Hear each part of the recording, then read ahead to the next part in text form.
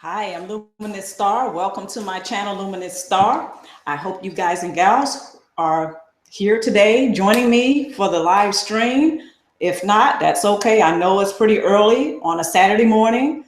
I just thought I would start early because today, later, out and just having a little bit of fun. I say it like that because at first I was apprehensive. I was gonna not go out to the movies. There's a particular movie that's coming out, and a couple of my friends wanted to go see it. This is the first break weekend for it, so I'm like, okay, well, I'll go out and see it, but I don't know. I hope it'll be pretty good. But from the preview, it looked like it was going to be pretty good. The movie stars Halle Berry and is kidnapped. So I'm going to be going to see that later. And I think it'll be good because when I saw the preview, plus I like Halle Berry, you know, she's done some pretty good work. She's been in some good movies. So a couple of my friends were like, well, let's just go see it. This is the first weekend out. Let's go check out Halle Berry. So I was like, all right, I'm there. Anyway, I wanted to start the stream a little early because, again, I'm going out later. And also, I like to start my streams early because I know, especially on weekends, some people have plans. And I know sometimes I do. But anyway, a lot of grown folks, you know what I'm talking about, especially my stars. And on that note, my stars, thank you so much for your support. Thank you for your stories that you share. I hope you're doing well. And see, I wasn't going to forget.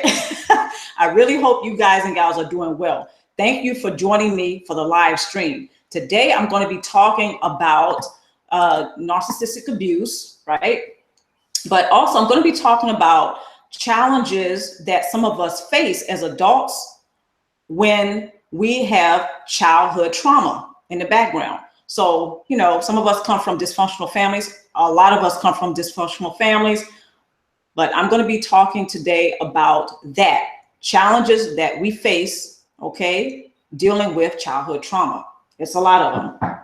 The slide presentation to this is going to be available after the live stream video is uploaded, okay? So check that out. And on that note, I'm going to go ahead and get started on the topic or the subject for today. I certainly hope you guys and gals have been doing well. I know I have been out of the loop for a while. I really needed some R&R. So just wanted my stars really to know that. I haven't forgotten you guys and gals. I've missed you. I've thought about you. And I said, well, you know, let me go ahead and start this video thing again. The channel started up again with a live stream. So I was just going to go ahead and just do a few videos and put those out. But I thought I would start off again and reintroduce myself to you guys and gals, especially my stars, with a live stream today. Okay, so I certainly hope you enjoy it. All right. And I've been getting a lot of comments and emails about some of the videos, and I really appreciate that. A lot of you have been thumbsing up the videos and the topics that I cover, especially narcissistic abuse. And I really appreciate that because I know some of us, you know, we go through certain things. We have challenges that are related to being narcissistically abused. You guys and gals, excuse me. Oh, ooh, my throat. Okay. Yeah, but some of us, we have been going through a lot. Okay. And sometimes it can be discouraging, just some of the challenges we face due to having been faced with narcissistic abuse, or really the effects of narcissistic abuse, because some of us right now, we're not involved. We're no longer involved with those who have a cluster B personality or who are narcissists. And to you, I congratulate you. You know, you have probably thought about it and you have looked at the relationship you were having with the narcissist and the cluster B personality and thought, you know what, enough is enough. And sometimes we all get to that point. It's like enough is enough. And you think about things and you look at what you've gone through and you decide it's time to move on. It's time to thrive forward. So to you guys and gals, my stars especially, I congratulate you to for having the courage to move forward, to thrive forward. So on that note, again, let's go ahead and get started with the topic at hand. All right, thriving past narcissistic abuse and challenges of learning to cope with childhood trauma. All right, so I want to go ahead and say, for the disclaimer, there are going to be some information that I'm going to be sharing today that some viewers may find absolutely disturbing. Okay, now some people, having suffered or endured narcissistic abuse, they are triggered sometimes. Sometimes it's not just being around that person that they were abused by, and they can have triggers. Sometimes the triggering would come along after a certain smell or odor, or it can be the smell. It can be around certain people that may remind you of the person that you have been abused by. Sometimes it could be a word, it could be a phrase. It gets pretty deep. So when a person is triggered, it's not always because they're around the person that they have been abused by. So again, the disclaimer is there's certain information that I'm going to be sharing today. Some may go ahead and say, well, you know what? I'm out of here. I can't deal. So I certainly wouldn't want you to be triggered by anything I say or any of the information that I'm sharing today. All right. My goal is to inspire and motivate all viewers to the Luminous Star channel to be motivated to thrive forward past not only narcissistic abuse, but unhealthy relationships as well. All right. And of course, trauma. And on that note, we're going to get started for real this time. All right. Okay. I'm going to be going over some points and some tools. Also, look for the description box below. After the video is uploaded, there's going to be the slide presentation to today's topic. All right. First point, childhood trauma is not a topic most would be comfortable discussing freely, even with people that we know. All right. I'm just going to start out the gate with that. Childhood trauma is a deep subject. And I don't think I have to really explain to anyone just how deep it is. Well, some people, they may not really understand who haven't gone through it. But most of us who have gone through it, I don't have to explain to you how deep childhood trauma is, especially dealing with it on a daily basis. But anyway, this is something that is not freely discussed, even with people that we love and care about. Some of you who have friends, family members, some of the family members may be in denial about the childhood trauma because they suffered some things too. But there's a thing called cognitive dissonance. Cognitive dissonance is when you're in denial of something, even though the evidence is right there in your face, is the reality, but you're in denial of it. So that's cognitive dissonance, when somebody has such a strong belief about something. In other words, it's the opposite of their reality. They have a strong belief, which is contradictory, or it contradicts the reality. So there's the cognitive dissonance, because maybe it's too painful for them to deal with. Okay. But some of us have friends, loved ones, and families who, they're not really dealing with childhood trauma, even though some of them have also endured childhood trauma. But here you are, you're dealing with it. Okay. You're dealing with it, whether it is constructive or, you have poor coping skills. And I'm not scolding anyone. It's just that some people, they have this pain that's so deep, they will not necessarily constructively deal with childhood trauma. Okay, not judging, but let's just be for real. But you have some friends, family, and loved ones you may not be discussing this with at all. So you may be keeping it inside. So as a person who's done this, okay, this is not the way to go, to try to deal with childhood trauma alone, unsupported or without a support base. A lot of my stars know I like to talk about that support base and how imperative and important it really is, especially when you want to thrive forward. So some of us, we're keeping a lot inside, and it's absolutely having us compromise our overall well-being. And I'll get to that later. But anyway, this is not something that's freely discussed. Childhood trauma is not something that's freely discussed with loved ones. Okay. So unfortunately, some of the, people who are not discussing this or who are not dealing with the childhood trauma, unfortunately, again, their overall well-being is being compromised, whether they know it or not.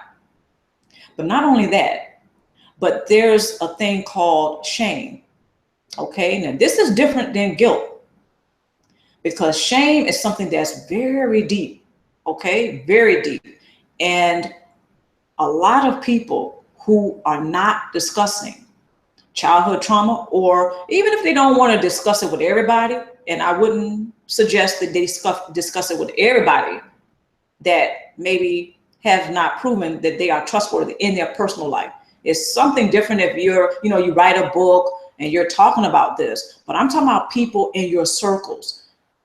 Some people may have a question mark. You may be having some personal relationships with certain people, again, who haven't necessarily proven that they're trustworthy. So you don't trust them with this information. And I understand that.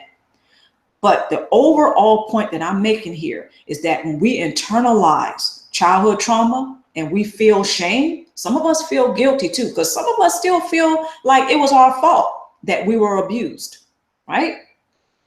But when we internalize this, it absolutely does affect a person very deeply, even if they don't realize it.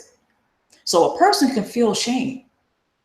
So when they're internalizing this, and they feel shame, this can, again, that person can cause that person to compromise their overall well-being, which is just a downward slope. It spirals downward. It's a vicious cycle.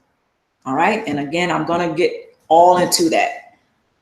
And matter of fact, on this live stream, I'm going to try not to go over an hour, because some of my stars, you guys and gals, you already know, once I get to talking about this subject, I can keep going. Okay. All right. So I'm going to try not to go over an hour today, or about an hour and a half. All right. So it's possible that they view being abused by loved ones as somehow being their fault. Like I was saying, right? That they may be, if they were, and pause, I know I'm kind of reading, I'm talking to you at the same time, but some people, what they do is when they internalize that whole thing, okay, it's my fault, if only I was good enough. See, this goes right into feeling unworthy, not just feeling ashamed, but having a sense of unworthiness also. See, this is that downward spiral that I was talking about, that vicious cycle that I'm talking about. When people internalize something that happened to them, such as being narcissistically abused, when they internalize that, it's just not a good way to go. I understand how that can happen.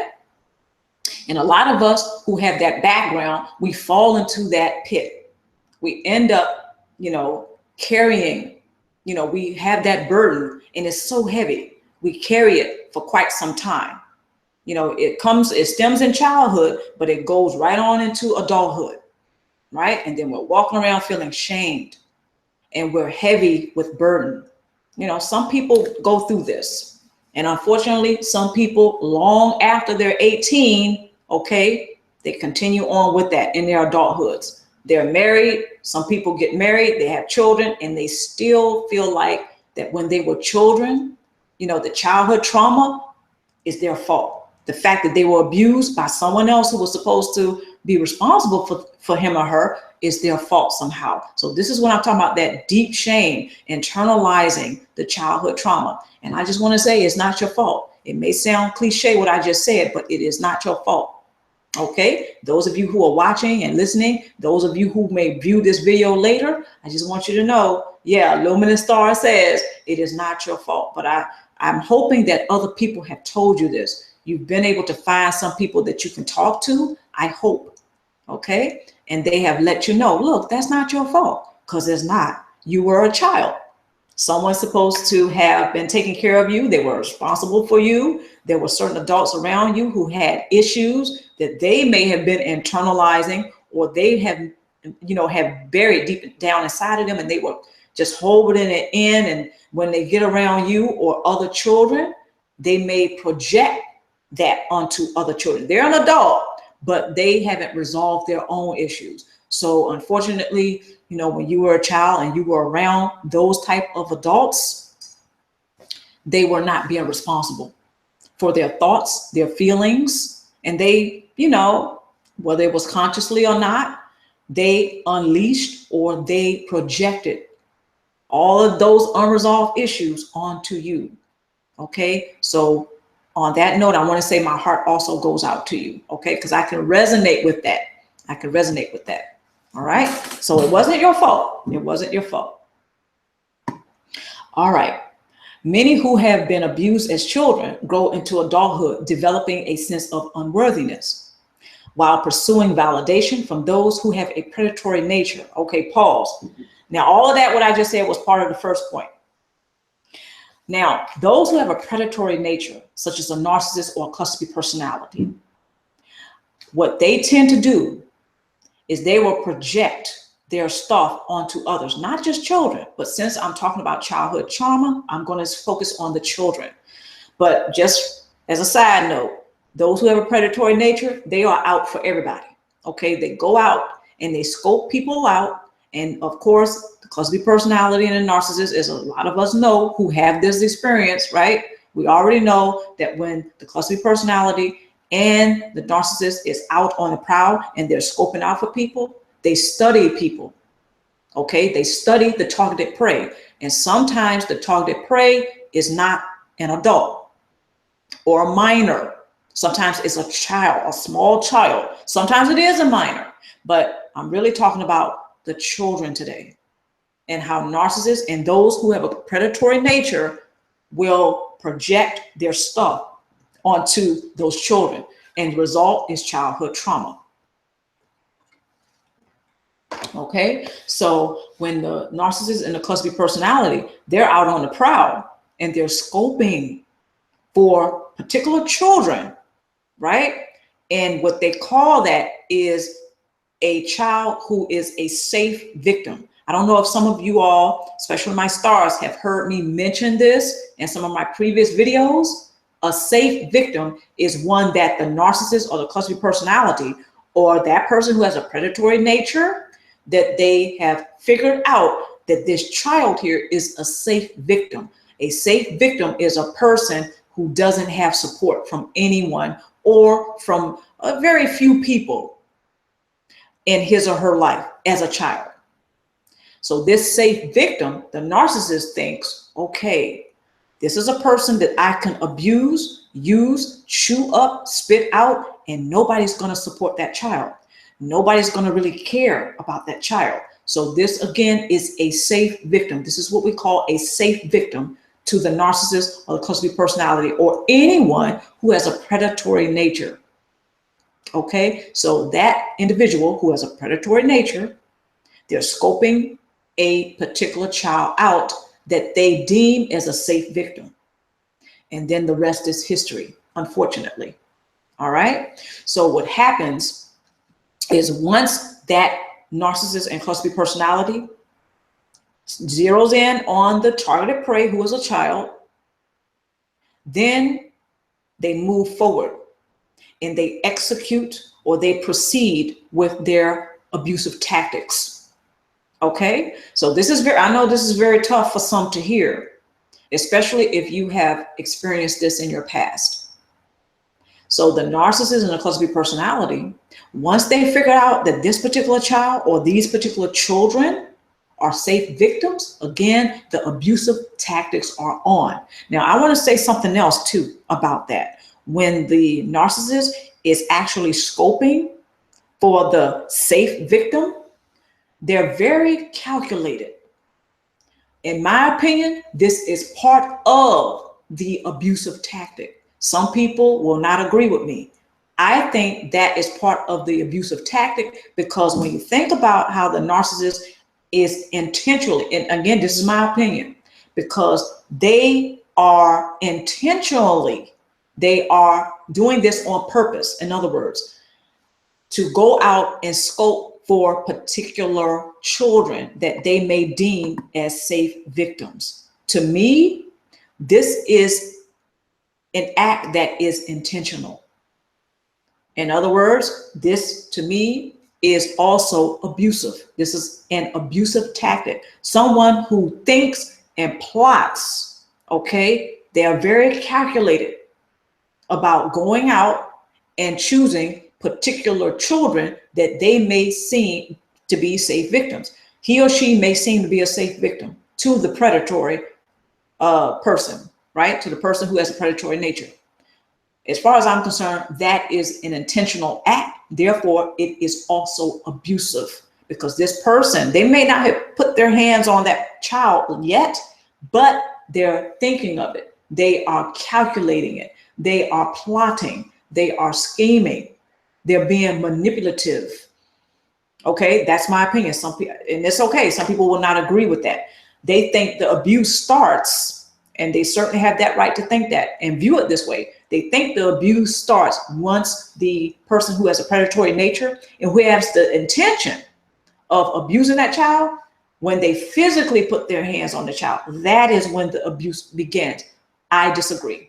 Okay, I think when that person who has a predatory nature, when they go out and they scope for children, and they don't have to go out to a playground or to a park, they can be right in the comfort of their own home. The person with the predatory nature, they can be scoping out families. This is why often I've heard, I think this is why often I've heard people say, who have gone through it, especially, that narcissists can wipe out entire families. Because when you think about it, they're scoping everybody out in the family to find out who they can get supplies from.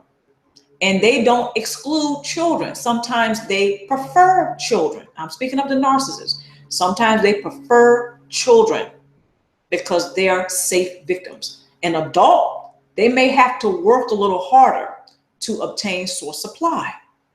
Okay, so I think this is why, yeah, narcissists, this is one of the reasons why they are able, or capable. I wanted to say capable. Anyway, capable of wiping out entire families. Because again, as they're scoping out individuals to have or obtain supply from, the easiest targets, unfortunately, are children.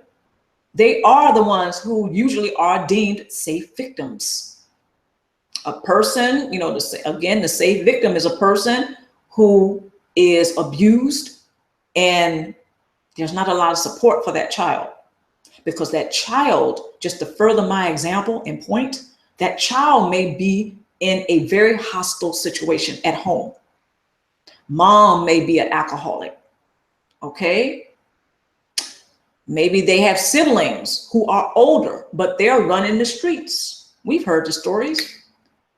So that child may be about, 5, 6, 7 years old, clearly a child, not even a minor yet.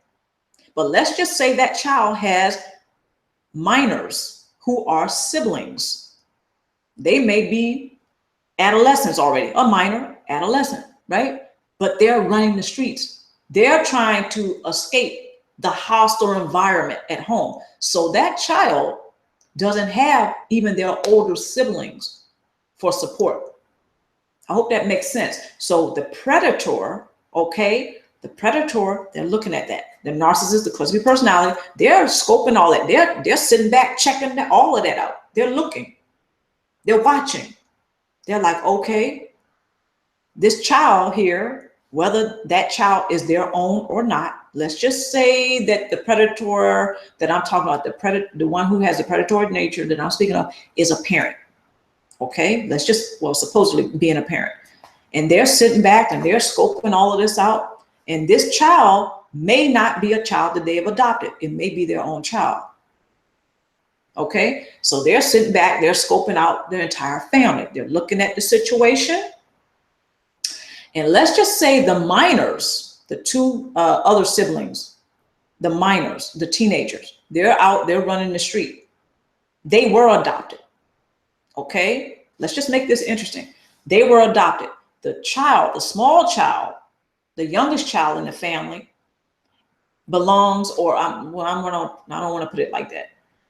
They are the blood of the narcissist. In other words, this is not a child that they adopted. Okay. And the mom is an alcoholic. So the narcissist knows that. And he or she is probably even making sure that the other parent is supplied fully with alcohol. That's another video. Okay. But anyway, that predator, they're scoping the whole thing out. Okay. They're looking and they're like, you know what? I can abuse this child any way I want. Nobody's going to come to the rescue of this child. This child doesn't have friends. Let's just say the child is 7 years old. The child may be an introvert, may be a little timid, a little shy, right? So the predator, unfortunately, is going to take advantage of that. That small child, even though he or she goes to school, they don't have a lot of friends. They're timid, they're shy. They're probably very nervous, intuitive, okay? Nothing wrong with these things. I'm just painting a picture. So they may be an introvert, okay? So the mom is drunk at least 75% of the time. She's intoxicated. She's not going to protect that child. Can you imagine that child going to mom and saying, well, this is what dad is doing? Mom is only looking to get drunk again or intoxicated. Or even if, pardon me, make sure I don't lose you, okay?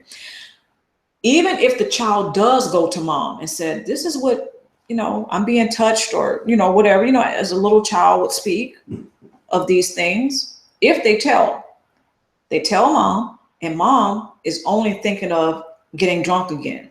So she's hit with this information. Next thing she wants to do is hit the bottle. She wants to escape. So she's not going to protect that child. Even though that's her child, she's not going to protect the child. Okay? So the child may go to the older siblings. The older siblings are out running the street. If they're hit with this information, they're probably going to want to escape as well. They're already doing things to escape the home. They're running the streets. They may be, on drugs, or they may be drinking a lot. They may be partying a lot. Okay. So I just want to paint that picture, how sometimes the person who has a predatory nature and they are a part of a family or dysfunctional family, they like to really scope out the children because they are usually deemed as safe victims. Okay, so this is how that looks. The child doesn't have anyone protecting him or her, defending him or her, or even honoring him or her, yet alone taking care of them. So the child is being absolutely neglected. And that's unfortunate. Saying unfortunate is an understatement. But the bottom line is this: a lot of children who have suffered childhood trauma, this is their background. Dysfunctional families, whereas somebody in the household was a narcissist or a cluster B personality. Someone in the household had a predatory nature. Okay. And so that child now is an adult, and they have memories. Some of the memories have been suppressed. Okay. This is where the subconscious mind comes in, because some of those memories are very painful. So who wants to remember that? Who wants to remember being preyed upon by a narcissist or cluster B personality? Some of the memories are so traumatic that the subconscious mind says, okay, we're going to put that memory away. We're going to, leave that one over here. So the subconscious mind is very fascinating to me, and it absolutely serves a purpose. It's not a bad thing. So some people, they don't remember things, and it's absolutely for a good reason. Sometimes it's not a good idea to dig that up. So when some people are, going to their therapists or their counselors, just certain things that, ought to not be discussed because it's that traumatic. So I get that. Okay. But anyway, I wanted to paint that picture because there are some people that have that background. They have been preyed upon. So now as adults, They face frustration. They face, they deal with the depression, the anger, mismanagement of anger, and also being anxious, being fearful, because they think not only do they feel ashamed and they still think it's their fault, even though they may be 30 years old now. Okay, they still harbor these things. They still internalize these things. So again, their overall well-being is being compromised. So what they do is they go out, these adults now, they go out into the world and they attempt to have other relationships. So a pattern or pathology is developed, whereas they have relationship after relationship with people who seem to have the same characteristics as the narcissist or the cluster B personality, that they experienced when they were children. So it's like, no matter where they go in life, no matter who they meet, it just seems like that initial predator pops up in their present life. A lot of us who have this type of background, we've experienced this, but a lot of us don't like to talk about it. Okay, so again, my heart goes out to everyone if I'm describing your background. I just want you to know it wasn't your fault. It isn't your fault. Okay, it wasn't your fault then. It's not your fault now. What happened? Someone decided that they were going to abuse someone else, that they were going to abuse you. They saw you as a safe victim, possibly. And some of you know someone else who have had this experience. Maybe you haven't had this experience to that extent or at all, but you probably know someone who has. And maybe there were certain things that you didn't understand about him or her. You couldn't understand certain behaviors or why they seem to be very timid or shy about certain things that, a lot of people that you may know is no big deal. But to this particular individual, yeah, it's a bit of a big deal. And maybe you haven't understood why. But a lot of the times it's due to childhood trauma and having been abused as children and still as adults internalizing that and even reenacting the trauma. And I'll get to that also later on in the video. Or I know I wanted to, again, just remind everybody, as I go further into this video or the live stream, certain things that I'm going to say, some people may find disturbing. So I just want to go ahead and suggest just turning the video off or, watch the video later. I'm not going to be offended because I know that childhood trauma is absolutely a deep subject. All right. Okay. Now, many who have been abused as children grow into adults developing a sense of unworthiness. Now, I touched on that also earlier. Now, that is due to internalizing what has happened to a person. Okay, what has occurred when they were children. Somebody else, okay, the narcissist, the cluster B personality, they made a decision to prey upon someone else. How is that your fault? It's not your fault. It would not have mattered if you were the cutest child in the neighborhood. If you did everything perfectly, it would not have mattered. Those who have a predatory nature, once they get it in their minds, because there's something that goes on inside of them that has nothing to do with anyone else. That's the best way I can put it. Has nothing to do with you, your mom, your dad, anyone. It doesn't have anything to do with anyone else. So when that person made the decision, which was a poor decision, in my opinion, to abuse a child, to prey upon someone else, that's a poor choice, in my opinion. Okay, that's a poor choice. You have nothing to do with the fact that that person made that choice. Hope that makes sense. That's not your fault. Even if you did everything perfect, if you were the perfect child, right? If you did everything perfectly, would not have mattered. The narcissist or the cluster B personality or whomever it is in your past that did not treat you well, they abused you, and caused you trauma, I'm here to tell you, it had nothing to do with you at all. It wasn't your fault. It was not your fault. And I know some people, when they say that to you, it may sound cliche, but really let that sink in. How is it your fault? You could not control that person. How could you have controlled that person? You were a child. And unfortunately, I know some people don't like what I'm about to say, but I'm going to say it. When a person is a child, they don't have any power. They don't. They don't have any power in that family. They play a role, but they don't have any real power. I know some of you understand what I just said. May not like what I just said, but I think a lot of you get it. When a child is in a family, even a dysfunctional family, that child has limited power. So unfortunately, if there are adults in that child's life who are narcissists, cluster B personality, or have a predatory nature, unfortunately, yes, that child's life at that point is very grim. This is often why when that child grows up, or those particular children grow up, they start to act out what they have experienced in their childhood. It's natural. In my opinion, it's natural to see that, because those experiences, even though the experiences does not consist of that child's identity. Okay, so your experiences are not who you are at all. You experience what you experience, but it is not your essence. It is not who you are at the core. You're having a human experience. I'm having a human experience, right? So those particular experiences that we have do not consist of who we are.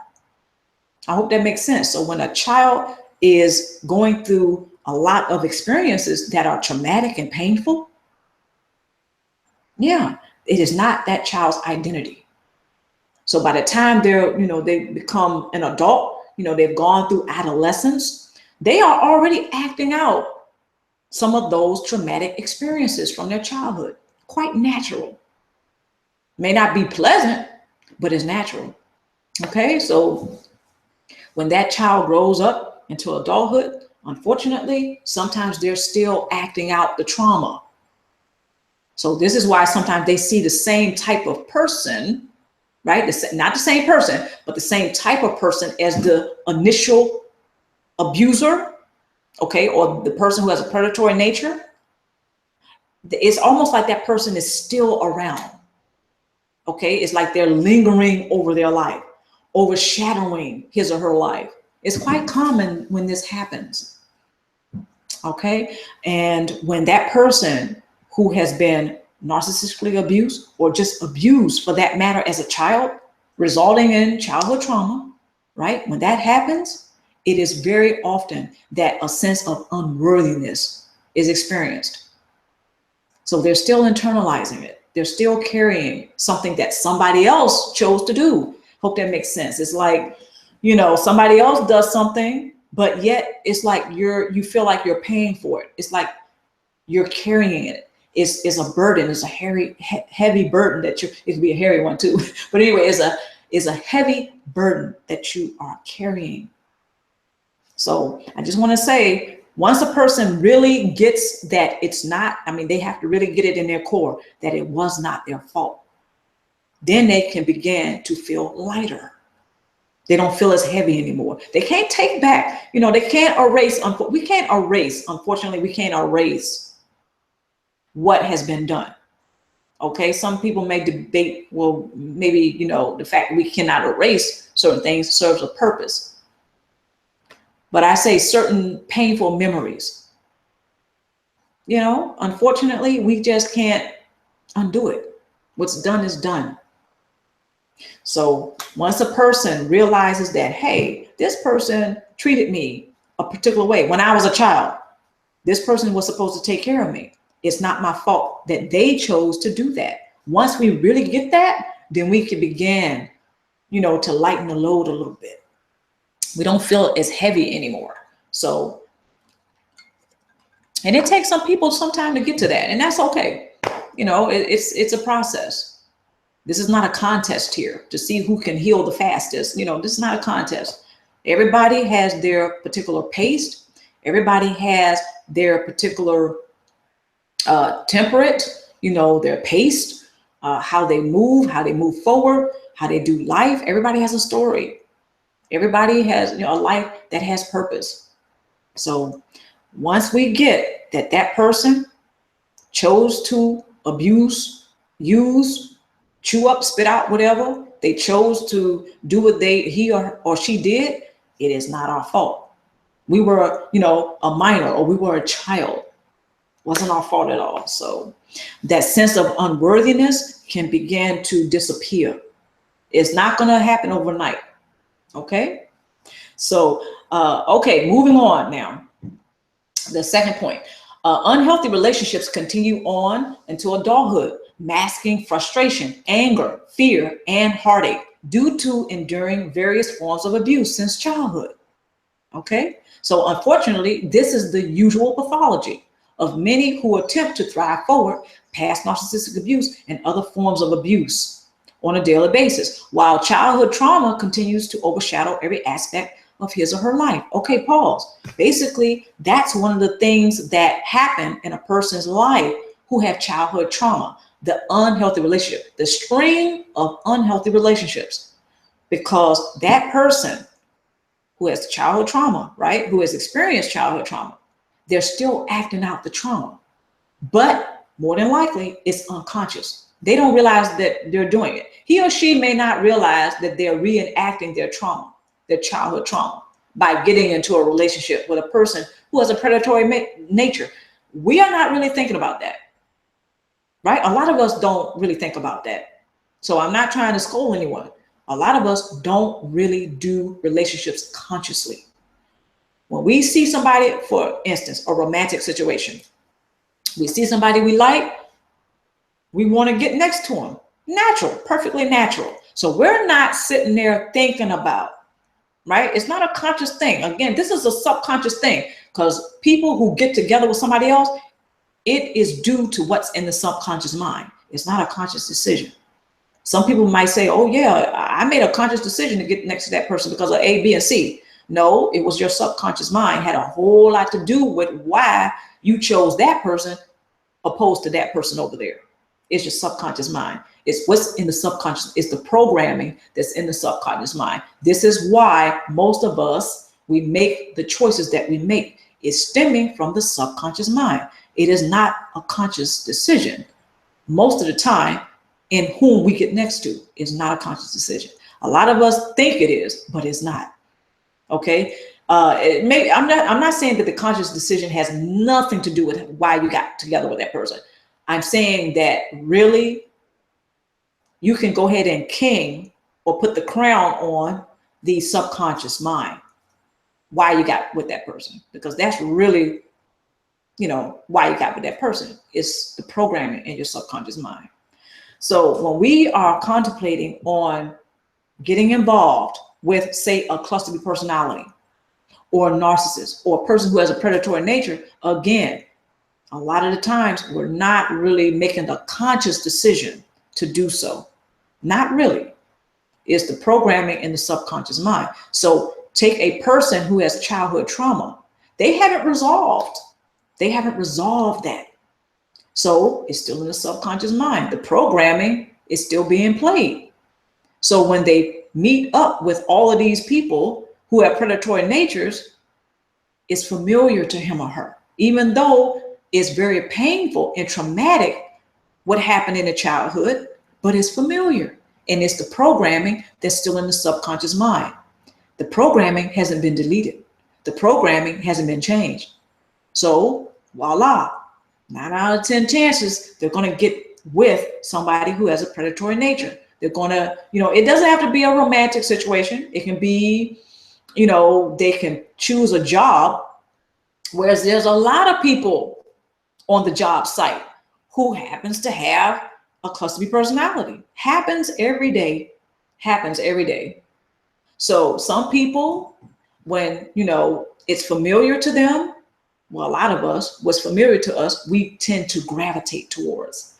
So this is often why a lot of us who have childhood trauma, when we go on into adulthood, we cannot figure out why is it that the scenario tends to be the same. The scenery changes, but the scenario stays the same. Well, this is why. Because the subconscious mind, the program, is still playing. The old program is still playing. We haven't resolved it. So until it's resolved, until it's faced, in other words, the childhood trauma, until it's faced, until it's resolved, that person, whomever he or she may be, they will continue to play out that trauma. They will unconsciously, again, this is the subconscious mind at work here. They're going to unconsciously seek out people to gravitate towards and to welcome them into his or her life that fit the description of their initial abuser, which is the cluster B personality. The person who has the cluster B personality has a predatory nature. Predatory nature person more than likely is someone who is a narcissist. Okay, so they're going to tend, that person who has childhood trauma, they're going to tend to seek those type of individuals out in his or her adulthood, but they're going to do it unconsciously. So this is why some of us find ourselves married to people that remind us of a parent who may have abused us narcissistically, or someone else in our childhood that abused us, right? But we're married to somebody who is acting just like that person. This is why. Okay, we haven't resolved the childhood trauma yet. We haven't resolved that. So that particular programming from the subconscious mind is going to continue to play out. And this is also why some of us, we look around, we do a relationship inventory. We find that we have a lot of people in our lives that have a predatory nature, have a cluster B personality, and who may even be a narcissist. Whether it's overt, covert, malignant, doesn't matter what type of narcissist it is. We look around and we do the relationship inventory, and we find that a lot of people in our lives fit that description. And we're like, I'd be doggone, right? We're like, all these people, I never noticed it. And you're kind of like, I never noticed it until I did the relationship inventory. See, this is part of the transitioning that happens to some of us. And some of us, this is what's happening in our lives right now. We're transitioning, we're changing. So we're starting to wake up to a lot of things that's going on around us. Not only in our personal life, but in the world. We're starting to wake up. This is going on all over the planet. Okay, so this person, they do the inventory, the relationship inventory, and they think about it and they're like, wait a minute, my boss or my supervisor has a cluster B personality. This explains why they act like my mom or my spouse, right? Or my lover or my lovers. They all tend to act like somebody from my past in my childhood who abused me. I look around some of my friends, okay? Again, they tend to behave like somebody who has a cluster B personality. This is often why, because we haven't resolved the childhood trauma. Haven't resolved it yet. Okay, so the unhealthy relationships, they can be frustrating. And again, the fact that some of us haven't resolved the childhood trauma, it is masked, or it has a mask on. It's masked by the unhealthy relationships, some of the places that we go to work, some of the people that we, in the coworkers, they seem to have, cluster B personality. All right. Some of the people that we choose to socialize with, they seem to act like an abusive person from our past. Because see, the fact that we haven't resolved the childhood trauma, again, it has a mask on. And that's what it looks like. Unhealthy relationships, poor jobs. Okay, or you make a lot of money on the job, but I'm saying a poor job because you're surrounded by coworkers that you don't seem to get along with because they remind you of somebody in your past. Not that you're blaming them, but they remind you of somebody in your past that you had a very unhealthy or volatile relationship with. They abused you when you were a child. Okay, and so you have coworkers who act like them. A lot of the coworkers act like them, but you do what you got to do to keep making that paper, right? So you have a good job, but it's a poor job because you don't feel appreciated. You're not validated. You don't feel a sense of validation on the job site. Or you make good money, but you're not again feeling like that you are very valuable on the job. Okay. Now, the fact that you're making a lot of money on the job, of course, somebody thinks that you're valuable because you wouldn't be there. Right. But you don't feel it like on a personal level.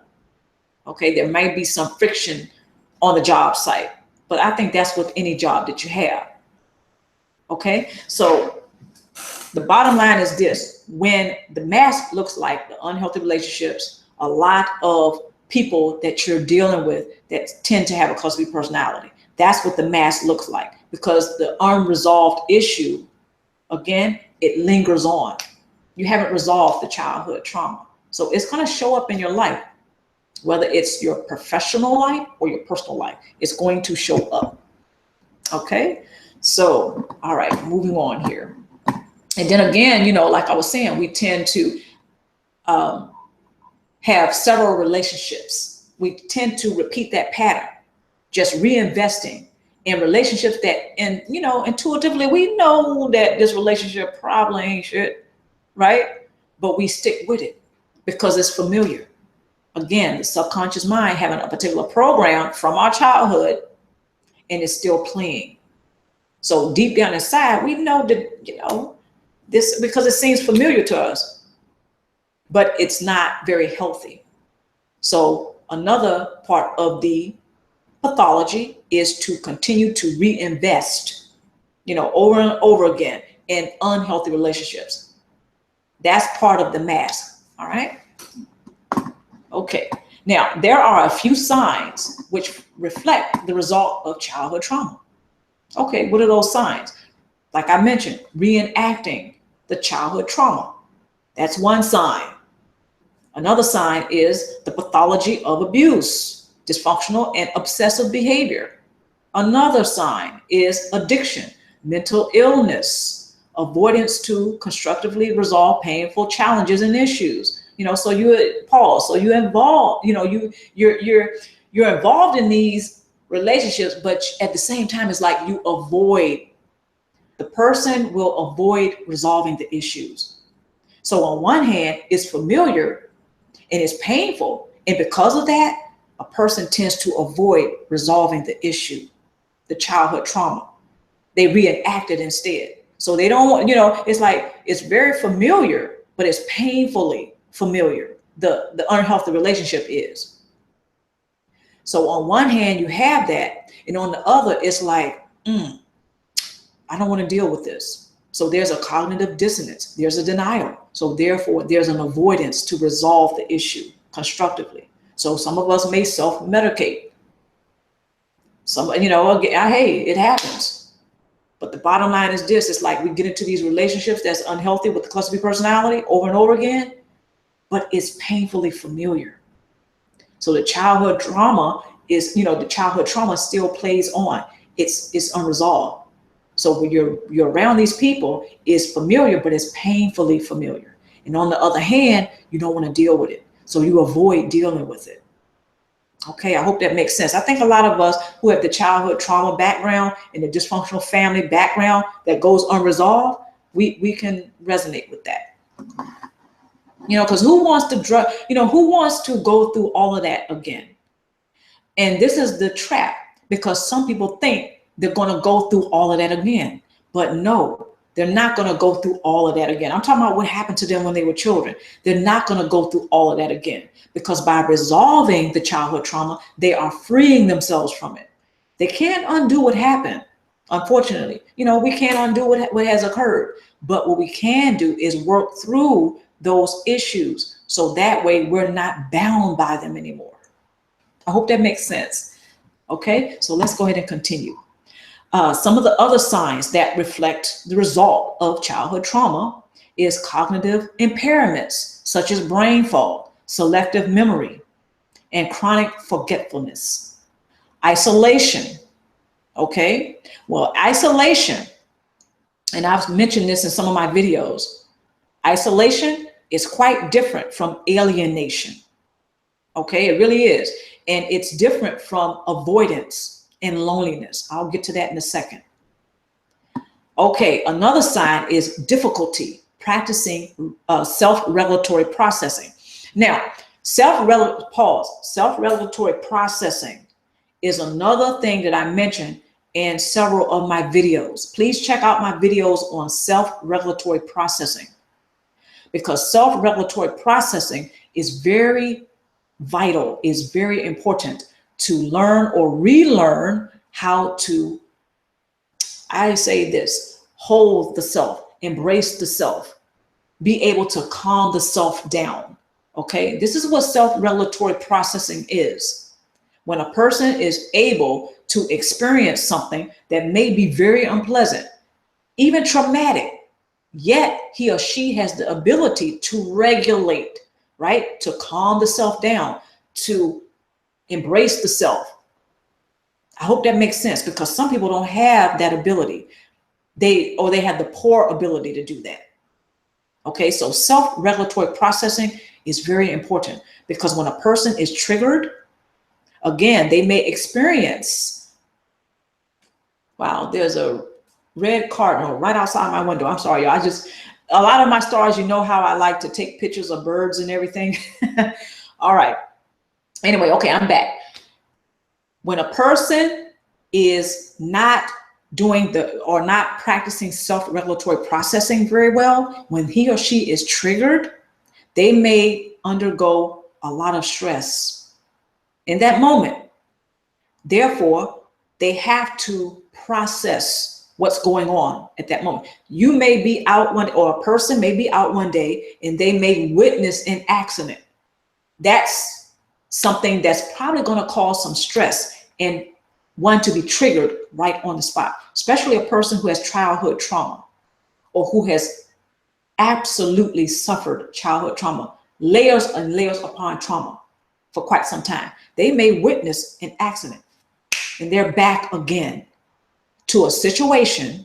They're having a flashback, okay? And so they're triggered and they're back again when they were 12 years old. That accident that they just witnessed can have them experience when they were 12 years old again, and they witnessed somebody being hurt that they love and care about.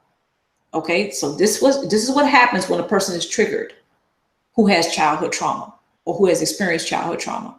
So when they don't know how to practice self-regulation or self-regulatory processing, it can be a problem, because that can cause another layer of trauma to occur. This person who has childhood trauma, they've already been coping with, whether it's, they've been coping with layers upon layers of trauma. Okay. So when they witness that accident, they're triggered. They're 12 years old again, or 7 years old. They're 10 years old again. And they experience a lot of things that happened when they were 12, when they were 10, when they were 7, and they witnessed maybe their mama being beat up by the narcissist or the cluster B personality that was also abusing him or her. So that just witnessing that accident triggered that person in that split second. So self-regulatory processing comes in when that person is able to maybe breathe. They're looking at they witnessed the accident and they feel stressed at that moment. They feel some kind of way at that moment. Thoughts come into their heads at that moment, or their consciousness, right? So they're 12 years old again. They may be 30, but they're 12 again. Hope that makes sense. I hope you guys and gals are still with me. So when they see that accident, it's like, they may be perspiring, they may be breathing pretty hard, but the self-regulatory processing is that they can calm themselves down at that moment, instead of getting carried away by the fact that they are being triggered by witnessing an accident. So self-regulatory processing absolutely is a game changer.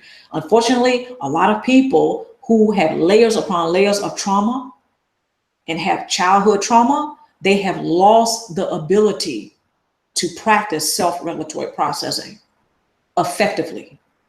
Okay, I hope that makes sense. So once they relearn how to do that, they can be, unfortunately, a lot of us are triggered by things, right? So when the triggering happens, they can practice self-regulatory processing. So they can count to 10, they can breathe, they can learn how to be mindful. Being mindful is being able to know what you're thinking and feeling at the moment, no matter what's going on. So if you're witnessing something very traumatic and painful and very disturbing, you are able at that moment to be mindful. Therefore, going right into the self-regulatory processing of what you think and what you feel. Okay, you can think, all right, I'm sweaty right now. I'm shaking right now. I feel a certain way. You know, what you feel. I feel scared right now. Okay, so that's self-regulatory processing, going right on into being mindful, what you think and what you feel. So you're present, you're grounded. You're not getting carried away. You're not floating away because you saw something that triggered you. You know, you may even hear sounds that will trigger you. But self-regulatory processing is when you are able to calm yourself down effectively and not get carried away with what's going on around you. You can't control what's going on with it. You know, you can't control that. So all of us are prone actually to being stressed. All of us are prone to, you know, experiencing life that way. We can, you know, that's beyond our control, right? What they say, shit happens, right? So when you witness that accident, again, self-regulatory processing, you're able to, you know, whether that's counting to 10, minding your breathing, telling yourself that, hey, you know, you can, you know, even though you can't control that, but you can control how you respond to it. Instead of being reactionary, you can respond to what's going on. You know, you can say, okay, I'm being triggered right now. I understand that, you know, and this way the self-regulatory processing is being practiced. All right. So again, self-regulatory processing is absolutely a game changer. Okay. So this way we're not getting carried away by what's going on. Another thing I wanted to say about self-regulatory processing is that if someone were to ask you in that moment, hey, you know, are you okay? You know, you all right? They saw the accident too, but they're trying to get you away to safety. And they're like, hey, you know, you okay? You okay? And you will be able, if you so decided to, you know, become vocal about what you're feeling and what you're thinking, right? This might be a friend or family member that you trust, somebody that you trust, you know, come up to you and say, hey, you okay? Come on with me, you know, you okay? And they're trying to get you to safety, right? You will be able to give a cohesive narrative of what you're feeling and what you're thinking. People who cannot practice or do not practice self-regulatory processing effectively, they're not able to give a cohesive narrative of what they're feeling and thinking. They know what they're feeling. I mean, they experience it. Let me put it like that. They experience it. So when a person is triggered, they may perspire. They may be shaking a little bit. So you will be able to tell somebody that. You will be amazed and surprised how many people who have suffered, especially layers of trauma, like, you know, PTSD, complex PTSD, they're not able to give you a cohesive narrative of what they're feeling at that moment. They're not able to do it. Even though inside they know they're scared. Okay, they know that something is happening, but they can't tell you it. Okay, they can't explain it. So they're not able to give you a cohesive narrative of what's going on. This is often why many people who have complex PTSD or they're experiencing, you know, PTSD, complex PTSD, when they go to their counselors, they're not able to give a cohesive narrative if they are triggered by something. So, you know, for instance, and I have, you know, some of the greatest respect for military veterans. I'm a military veteran, okay? Those who have been in combat, like Vietnam or whatever, you know, Vietnam, you know, some veterans, I have actually spoken to them personally, some of them. I used to volunteer at a VA hospital, and I have heard the stories of how some vets, they are triggered, okay, when they suffer or they experience the triggering, they're back to when they were out on the battlefield in Vietnam. They're back there. They're not able to tell their counselors, again, cohesive narrative of exactly what's going on with them at that moment. They're back in Vietnam. This might be, again, 2017. You know, imagine being a Vietnam vet and you're in the office with your counselor, but yet it seems like you're in Vietnam. You know, again, 1970, 1969, you're back out on the battlefield. At that moment, in this 2017, you cannot give a cohesive narrative of what you're thinking and feeling and what's going on with you at that moment if you're not practicing self-regulatory processing. So, you know, and some people may, you know, not totally agree with me, but the bottom line is this is something that's a common theme that I've heard over and over again with people who have, you know, who deal with PTSD and complex PTSD. The inability to tell somebody exactly what you are experiencing when you're triggered. So voila, self-regulatory processing can probably and more than likely help with that. So once they practice self-regulatory processing, they will probably be able to give a better cohesive narrative of what they are experiencing to their counselors, to a loved one, to a friend, to someone that they trust at that moment. So self-regulatory process, again, is a game changer. I know that was very long and drawn out, but I really wanted to make the point about that because I have found it personally to be a game changer. When some of us who have been diagnosed with PTSD or we experience complex PTSD, it is very difficult to give a cohesive narrative. Again, you know, being able to make sense out of what we're going through and experiencing at the moment and being able to explain that to somebody who may be authentically or genuinely interested and say, hey, what's going on with you? I know you're stressed out, but you know, you seem to be really somewhere else. What's going on with you?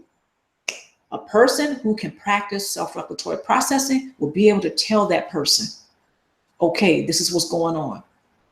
Hope that makes sense. But a person who does not practice self-regulatory processing, 9 out of 10 chances they're not going to be able to explain to somebody who cares for him or her what's going on.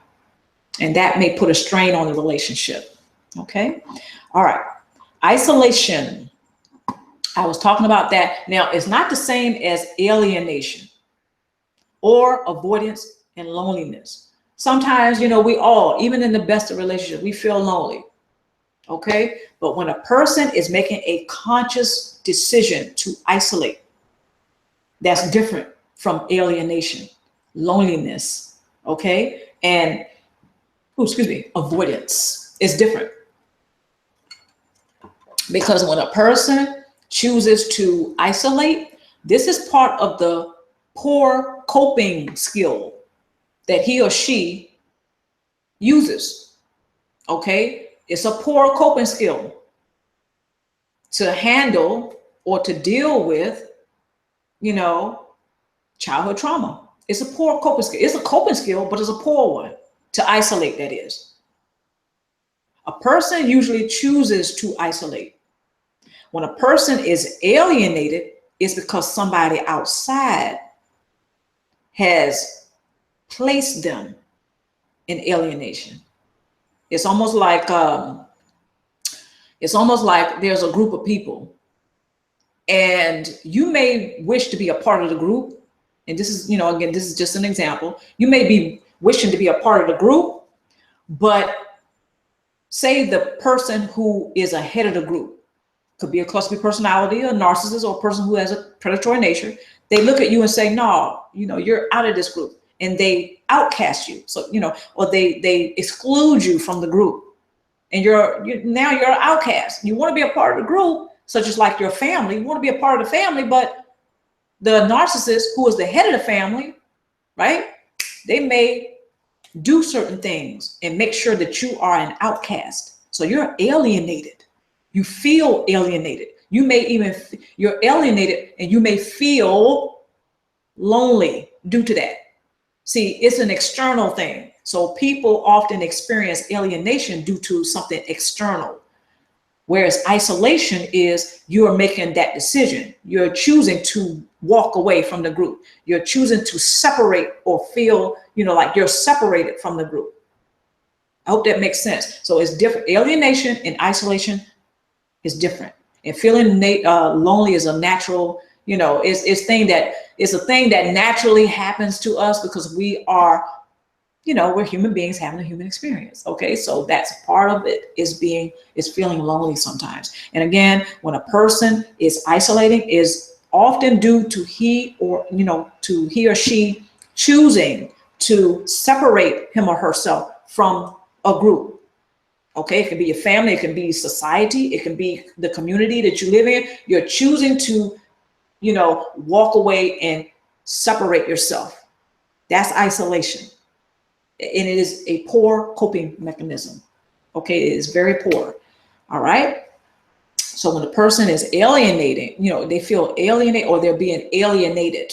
Put it like this: when a person is being alienated, they're experiencing alienation, it is due to something external.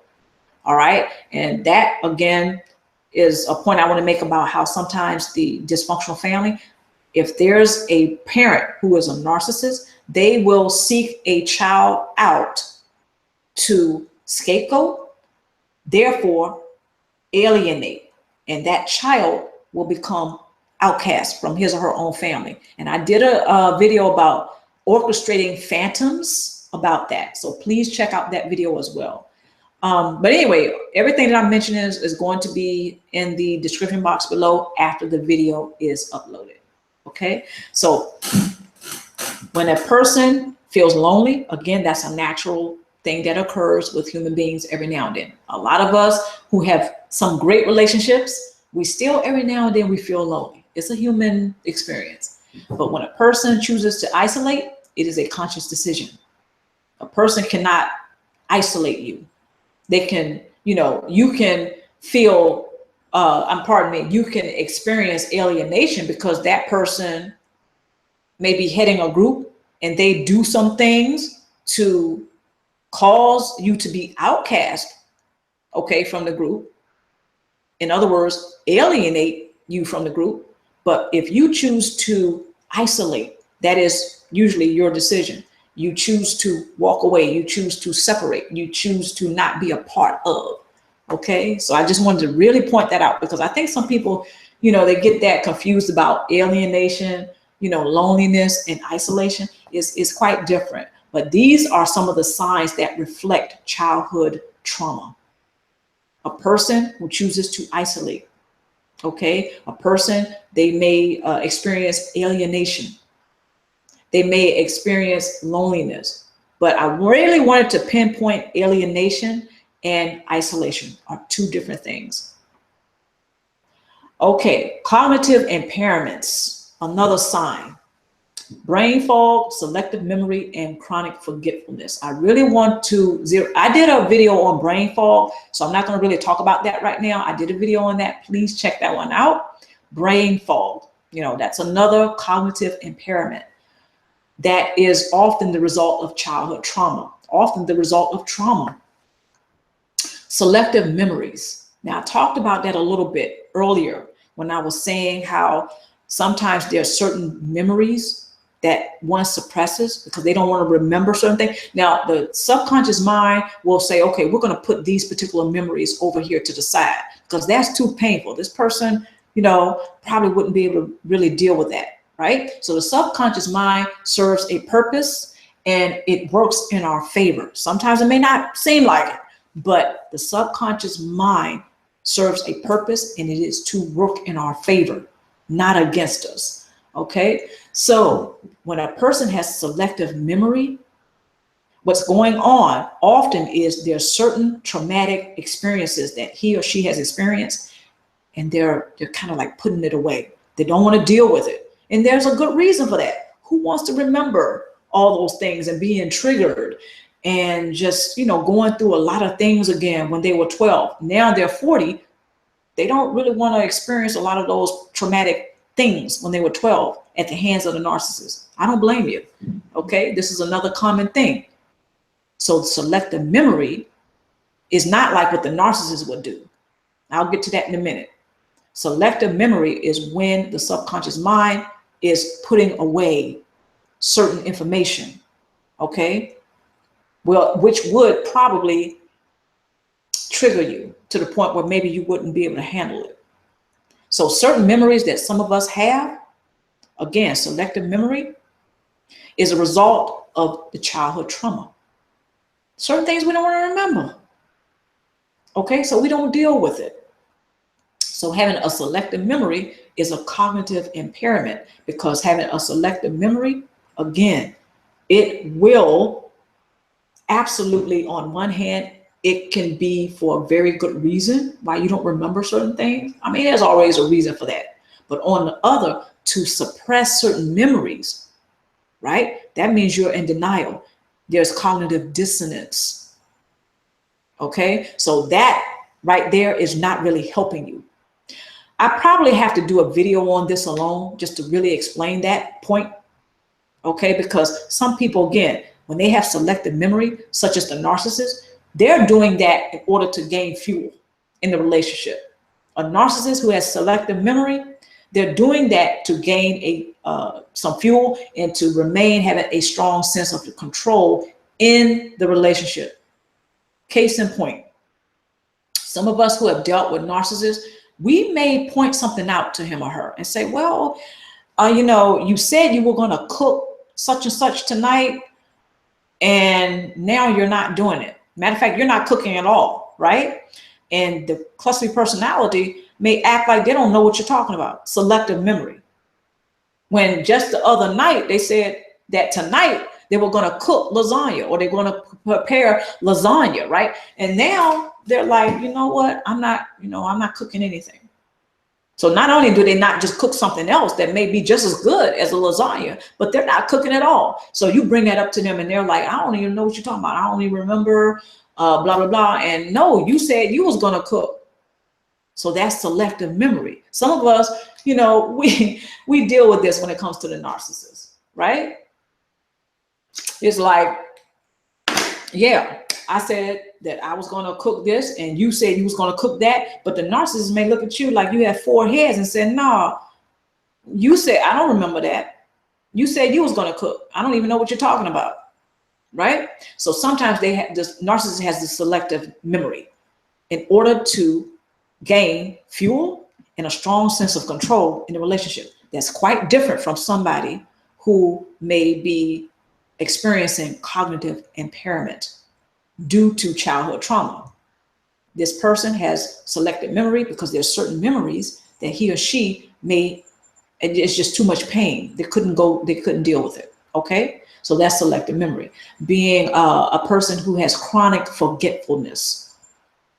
Okay. Now I've met some people who actually tend to forget a lot, but I also know they have suffered childhood trauma. So when they forget a lot, it's like, okay, sometimes they are still concentrating on pleasing the narcissist, pleasing the cluster personality, or the person who has predatory nature in their past. So this person now, they may be, 40 years old, and they tend to forget a lot because they're still concentrating. They're still focusing on, they're still paying attention to the narcissist. They're not really living their lives. They're not paying attention to anything else that's going on in their life. I hope that makes sense. It's like they're still in that narcissist and cluster personality. They don't even have to be really in the same house that they live in. They don't really have to be really active in that person's life. The person who experiences childhood trauma, believe it or not, they still try to please the narcissist, even if they're 6 feet under. They're dead. They're gone. They're no longer on this planet. Okay. And some people, they still try to please that person who's long gone. They're 6 feet under. They're no longer on the planet.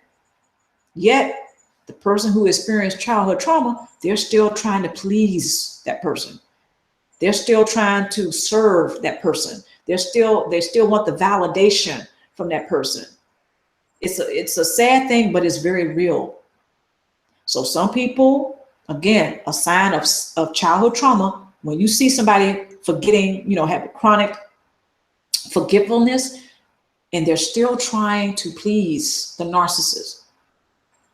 They forget a lot of other things because they're still trying to please the narcissist. They're not focused on anything else. So they tend to forget appointments. They tend to forget that they said that they were going to do something for you or with you. They may make plans with you, or they tend to make promises and not keep the promises. And I know I'm kind of getting, you know, the lines are being blurred here, because the narcissist tends to do some of those things I mentioned, such as making promises and not keeping them. But I'm really talking about those who have a background in childhood trauma. This is one of the signs. It's chronic forgetfulness. Okay, in other words, they're not doing anything intentionally to deceive you or to harm you or to hurt you. They really did forget that appointment. They really did forget that they said that they were going to maybe go out to the movies with you today, right?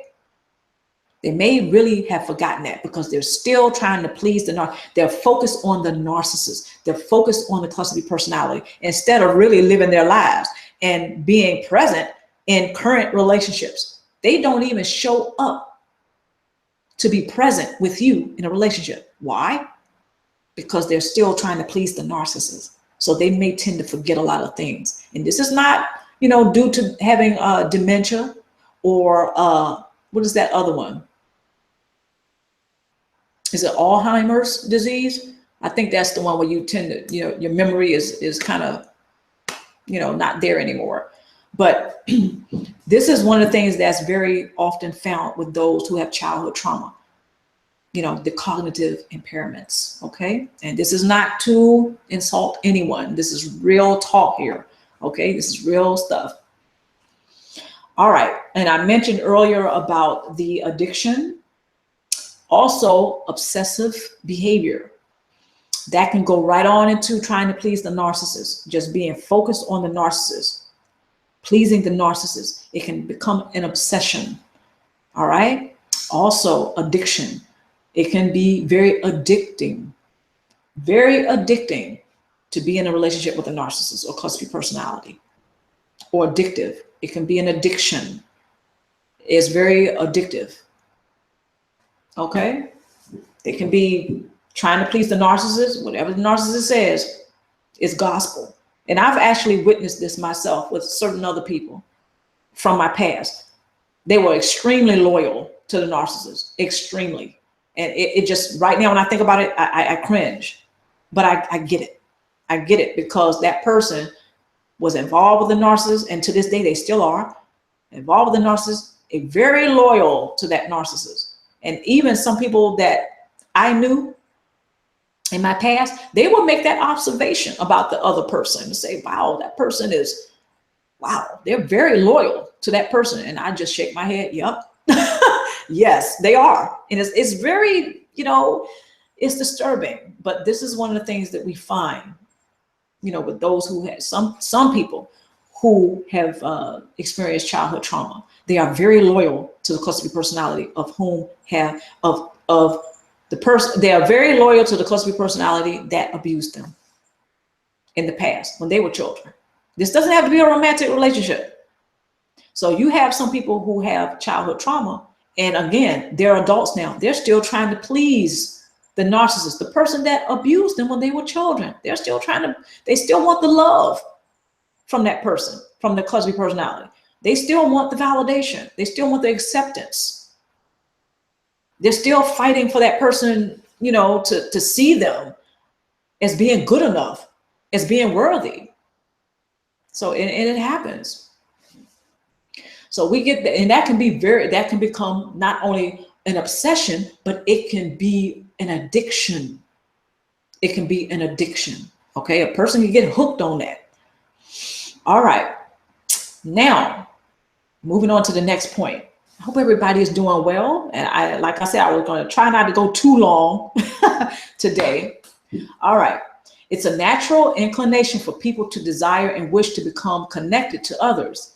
Resonance is vital when forming relationships. Childhood trauma, for most people, has a way of distorting natural inclinations, such as seeking resonance and desiring connection with others. Pause. I'm just going to pause right there, because sometimes when some people have experienced childhood trauma due to being abused by certain narcissists, natural inclinations can become distorted, such as naturally having the desire to connect to other people. Right? That right there. So when a person becomes older or when they become an adult, they have childhood trauma, okay? Layers upon layers of trauma. So by the time they become an adult, they're not really feeling, that they can trust people. That's a big one. So, it's a human being, it's natural to want to connect to other people. That's a natural thing. It's also natural to seek resonance with other people that, who are something like us, right? That's a natural thing. So the natural inclinations can become very distorted or broken down, okay? So by the time they become adults, it's like they really don't want to connect with other people because of the childhood trauma, because they have been abused in so many ways when they were children. They have all these layers of trauma, right? So by the time they look around, they're adults and they're looking around the world, they're like, I don't know if I can trust anybody. So the natural inclination to connect with other people has been broken down. Okay, so they're not going to be really, a person is not really going to be inclined. They really aren't to connect with other people. They're going to be probably resistant. They're probably going to be withdrawn. They're probably going to put walls up. Some may even have, some defense mechanisms that are out of this world, right? But that's understandable. From a person who has had childhood trauma, that's understandable.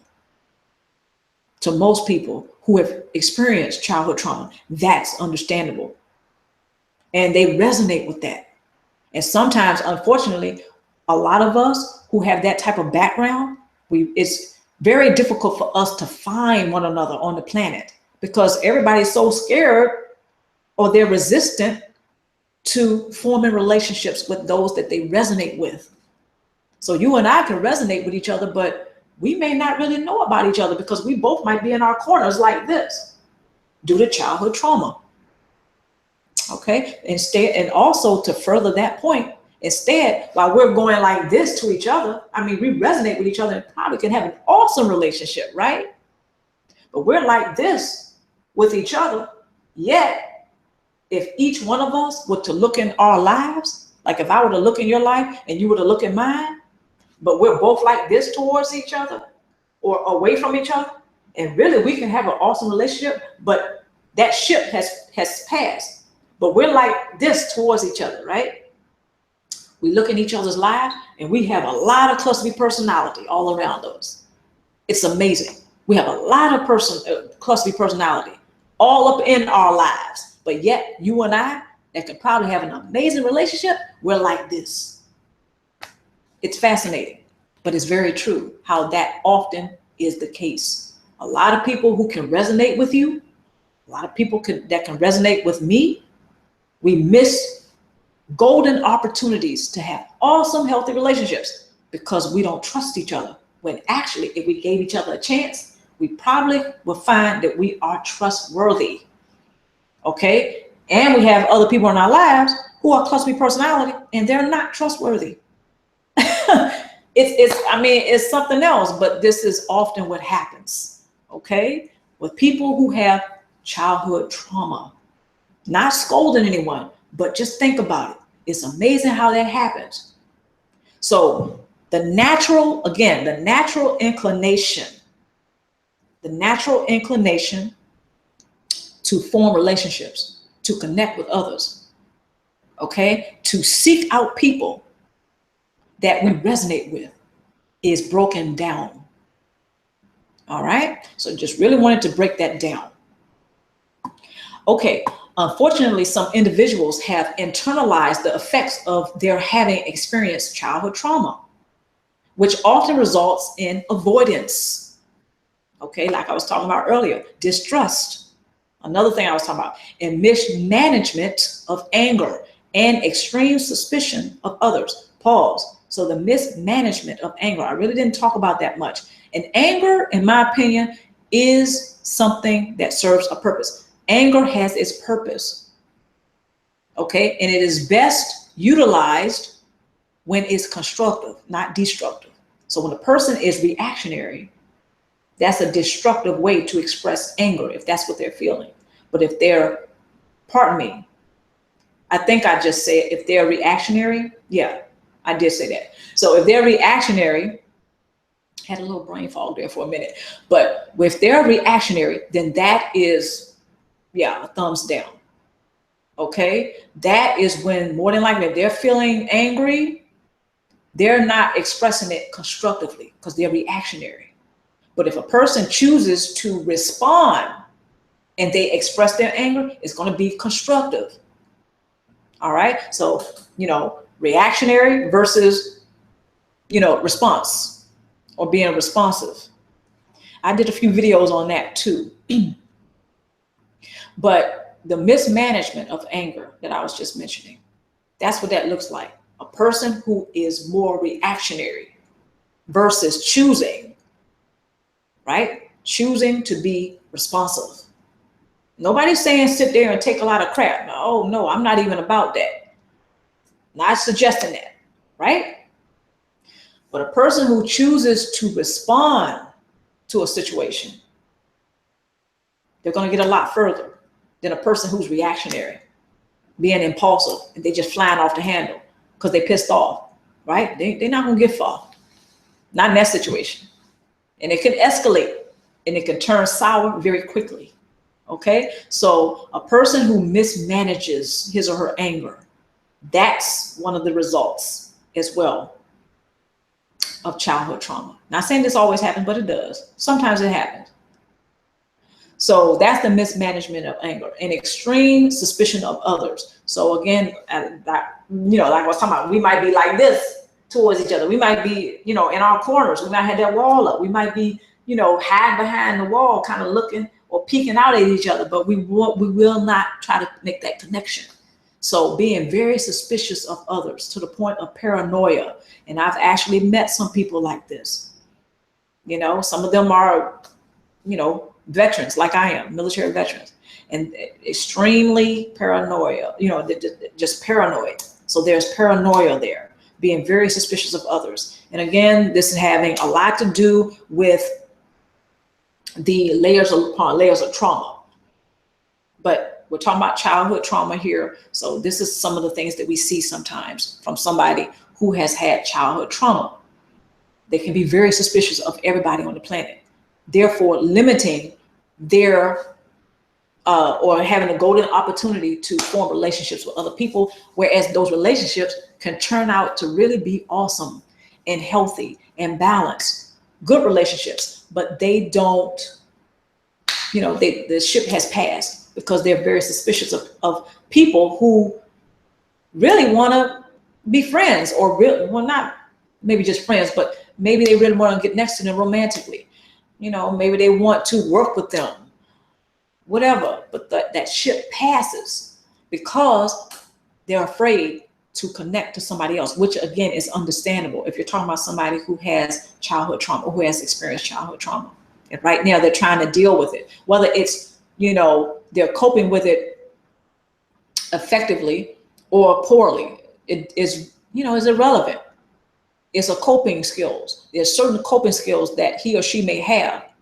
And some of those coping skills may be very poor. One of those poor coping skills is that they tend to isolate. Therefore, they don't have a lot of relationships in their life, or they may not have good relationships in their life. All you need is a couple of, a lot of people today, they have a small circle. But everybody in that circle, okay, it's a great relationship. All right, we hear about this, or we know of this. Some of us experience this. I know I have a small circle. I don't have, not a whole lot of people, because I'm not going to say that there's always been like that for me. But I know in my past, I used to be that person who went to the club every weekend, went to parties and stuff. So I had a lot of people, in my social circles, a lot of people, right? But now I'm more, meticulous. I'm more selective of who I have in my personal circles. I know some people, but in my personal circles, I'm very selective. I'm more selective now. than I have been. But in my past, it was like the more the merrier. Okay. So when some people are experiencing childhood trauma, or they have, you can have a lot of people around you, right? And like, let's just say 90% of them are untrustworthy, but you got a lot of people around you, right? That's not, you're not gonna have great relationships like that. So when people are very selective and they are consciously selecting people who have proven to be trustworthy, they're going to have better relationships. They may have a smaller circle, but this adds to the spice of life. Okay, having that small circle of people that you know are trustworthy. You're having balanced and great relationships. Smaller group of people, but that adds to your life. You can live it more abundantly with prosperity. It puts more spice in your life versus having thousands of people around you and ain't hardly none of them trustworthy. Okay, but you got a lot of people around you you can party with. You got a lot of people around you who may have money or whatever, right? And you probably can, again, have a lot of fun with, but they're not trustworthy. You can't pick up that phone at midnight and say, hey, this was going on, or this is what I need from you. And I know, and that person reach out to you, that same person that you call has reached out to you and said, hey, if you need anything, or you need, somebody to listen, somebody to talk to, I'll listen or whatever. You don't have people like that. If you have a large group of people in your life and they're not trustworthy, you can party with them, you can have fun with them, but there's no real deep connection. Okay, so there's a difference.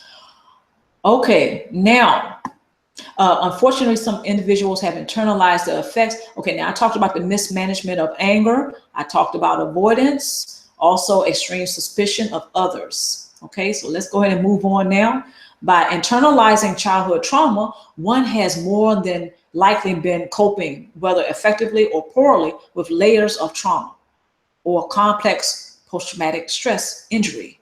Okay, so I did touch on that, the complex post-traumatic stress injury, and also PTSD, or post-traumatic stress injury, PTSD. And well, some people like to say PTSD, but I like post-traumatic stress injury better. Okay, but you guys get it. Y'all get it. All right, so they internalize this, and I talked about that, because that can limit somebody from having great relationships as well, because they're harboring a whole lot of stuff from their past. They're harboring their childhood trauma. They have not dealt with it. So that could put a huge wall up between you and somebody else who really wants to have a great relationship with you. Yet at the same time, predators, or those with predatory-like nature, they're around you because they're seeking people like you to leech off of, okay, to again get source supply. So people like you are prime targets. If you were a child still, you would be like a safe victim.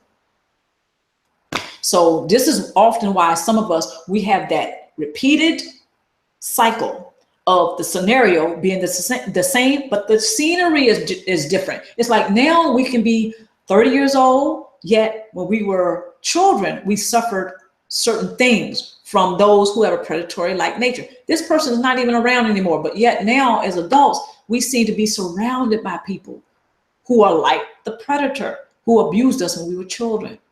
This is often the case because we haven't dealt with the childhood trauma. So people who have a predatory-like nature, they seek people like that out, okay, for source supply. They're not going to get that from somebody who has dealt with their childhood trauma. They're not going to get the supply from somebody who is not seeking the validation from a cluster B personality.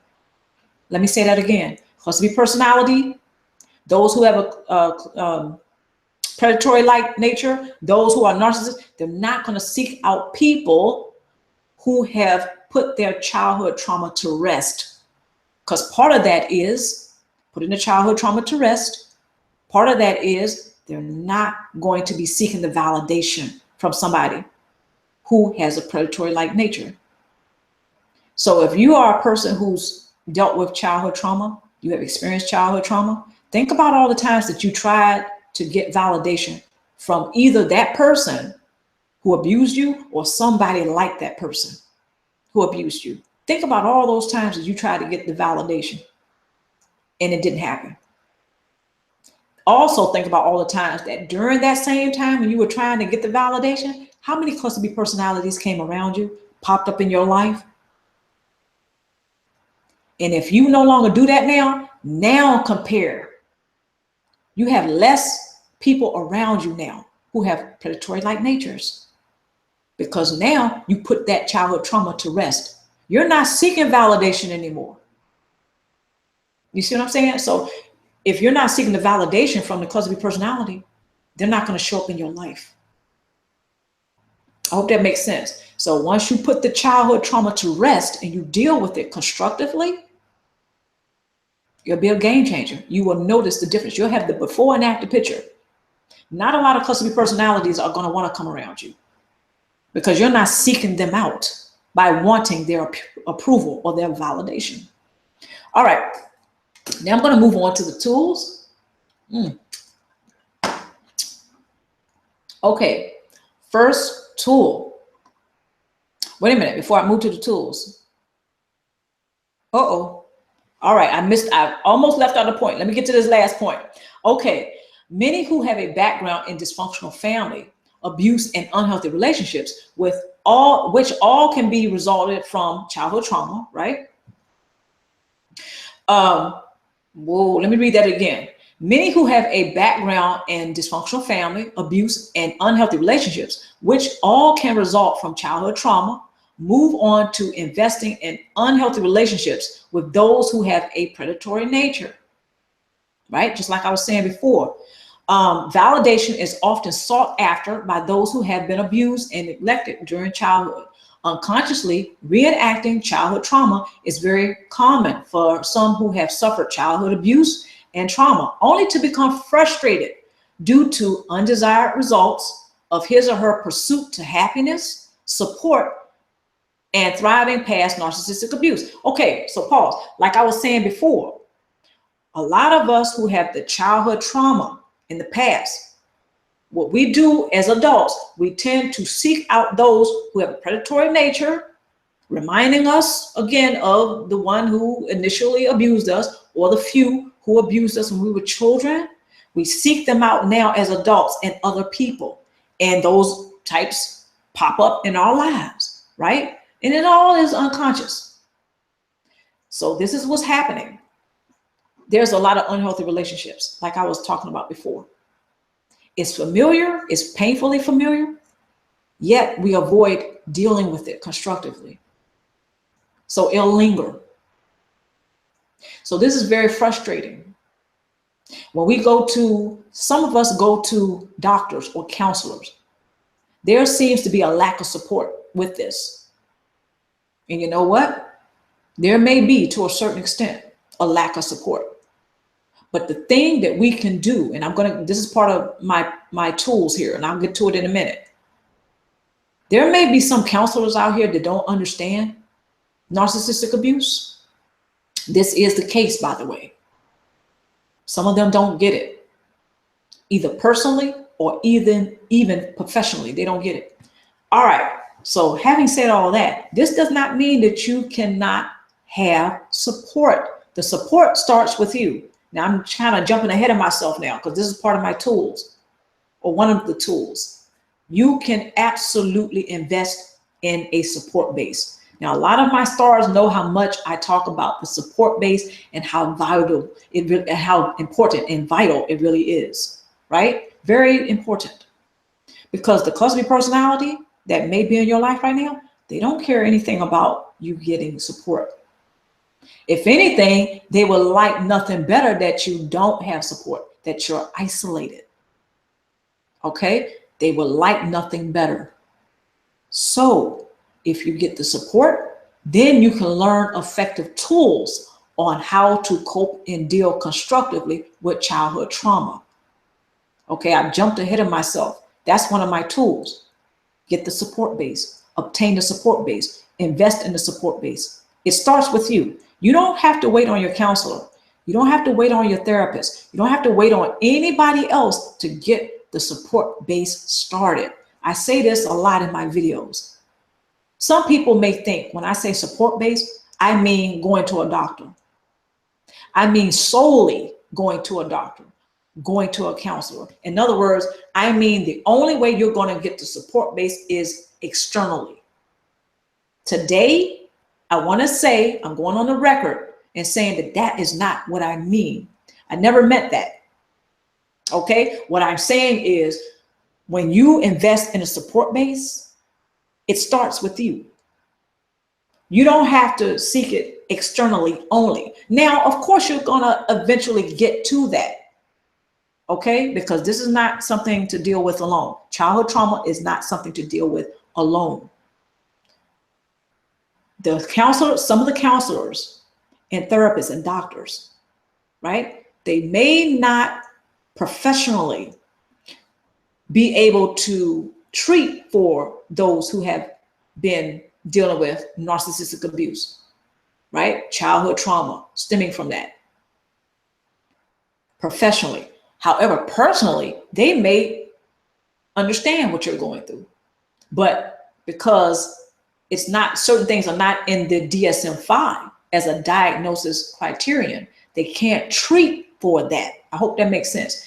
Anything that's not in the DSM-5 as a diagnosis criteria, they can't, no professional, healthcare professional can treat for that. So personally, they may understand, that counselor personally, they may understand narcissistic abuse, but professionally, they cannot help you. They cannot support you for that. Some of them, I think that's changing now. Some people are, I have to do more research about this, by the way, but I think that when it comes to narcissistic abuse, there are some more counselors now that are understanding this more. Okay, it's still a work in progress, but there are some who are understanding it more. Now, don't hold me to that. I'm going to do some more research on that and do a video about that. But as of right now, the DSM-5, they do have narcissistic personality in there. But when it comes to some of the counselors and therapists, they may not get what you're going through.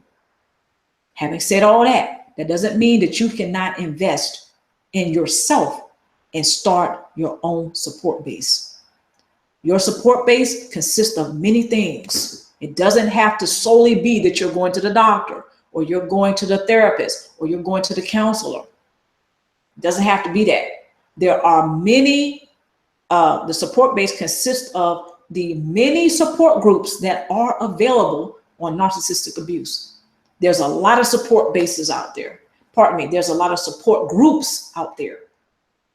But my personal opinion is this: if you want to do a support group for narcissistic abuse, I say learn as much as you can first before joining, before participating in the support group. I say just, you know, because you're starting to invest in yourself, this is how you start your own support base, right in the comfort of your own home or wherever you may be right now. It starts with you. Do your homework, do your research. Learn as much as you can about narcissistic abuse, childhood trauma, layers of trauma, you know, all these things. Learn as much as you can, because that's probably not going to cost you a penny. So by the time you go into a support group, you have some knowledge. This also helps you when you go to a counselor, not just a support group, but when you go to a counselor, should you choose to do that, or those things, you have some knowledge. And you will also know whether or not that particular counselor, just like that particular support group, fits you or not. Is it compatible to you? You know, are you going to get something out of it? Does that support group, you know, tend to speak on things that really resonate with you? Because not all support groups do. All support groups are not alike. Okay, so you may go to a particular support group and it may not really be speaking to you. It may not really suit your needs or your desires when you're dealing with, you know, childhood trauma and narcissistic abuse. Same with the counselors or the doctor. They may not really resonate with you on that they're professionals. However, just like a date, you're not really vibing with that date. Like when you go out on a date or when you meet somebody, it's like, don't really resonate with this person. Yeah, they're good at what they do, but I'm not really feeling them. Same with a counselor. So just kind of look at the counselors and the therapists, like when you go out on a date. So you're looking for that one that you can really connect with. That's not against the law. You can do that. Some people, they tend to stick with the same counselor and they're not getting anywhere. They're with the same counselor for 5 years, 10 years, and they're not making any progress simply because there's a lack of resonance. It's not that counselor is not a professional.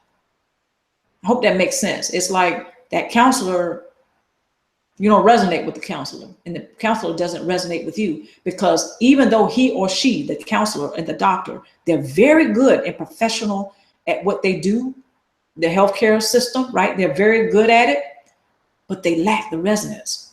They don't really get what you're going through with the narcissistic abuse or whatever. They really don't get it. And a lot of I've heard the testimonies, and I know about that. Some people, they talk about it, right? We have the conversations. Some people are going to some of these doctors and counselors or the healthcare professionals, which I do not speak against, by the way, because there are a lot. It's good to go to the healthcare professionals because some of us are on medications. Some of us have certain needs and things that we have to do to help us cope. I'm not against that. What I am saying is some people, they go to certain counselors and therapists and doctors, and there's a lack of resonance. They're not making any progress. That's one of the main reasons why. It's not that the doctor is not a doctor or not certified or not licensed or not professional. That's not it at all. It's that they lack the resonance with what you are going through. What are you dealing with? You may be prescribed medication, but does that particular doctor or therapist or counselor really know what you're going through? Are they really providing you the tools to help you, to cope with this, to move forward, to thrive forward? Sometimes not. Yet they're a very good doctor. They're a very good counselor. Okay. This happens, quite often, by the way. So I'm an advocate for doing what you need to do to take care of yourself, whether that is to go to a doctor and also go to a support group. Do your own research. Start the support base right where you are. You are the one that's going to end up navigating it. You're going to navigate your support base. That means you're going to team up with others, right? So you choose to do so. You're going to team up with other people, but you're going to team up with other people, such as a doctor or therapist or counselor, that resonates with you, that don't resonate with you. Okay. So just wanted to go ahead and put that out there, because support base doesn't mean just going to the counselor, just going to the doctor, just going to the support group. It doesn't mean that. Support base can be, you have friends and family even that do get what you're going through, and you can talk to them. They are trustworthy. You have them in your circle, your personal circle.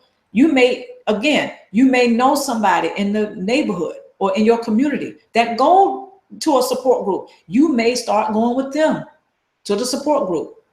They get what you're going through. You get what they're going through. You see what I'm saying? It's like your support base doesn't just consist of, the typical going to the doctor, going to the counselor, all the things that we all know about. Okay, that's a support group or a support base, but it's not just that. Your support base can be going to the gym every now and then, getting healthy or incorporating a healthy lifestyle, getting more sleep, drinking more water. That's part of your support base. Some people may think that sounds funny, but really when you think about it, if you're healthy in your mind, your body will also be healthy. And that way you're more fit overall.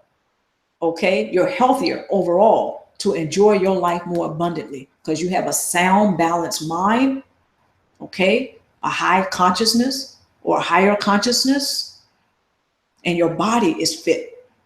You look good. You feel good. I hope all that makes sense, because all that can be your support base. It doesn't have to be just, again, going to the hospital or going to the clinic or going to the therapist. It's not, that can be a part of it, but That's not just, all of the support base. I just wanted to put that out there because I think some people were kind of confused about that, and that's fine. I just wanted to clear that up. Okay, so tools now, and then I'm going to join you guys and gals in the chat room. Okay, first tool, give yourself permission to grieve. Childhood trauma is also a result of suffering many losses, particularly the experience of one's childhood as a child. Instead, many who have suffered childhood trauma have parented others within his or her dysfunctional family, therefore playing a dysfunctional role of child, parent, and sometimes scapegoat. Childhood trauma can interfere with the stages of grief, which are denial, bargaining, anger, depression, and acceptance.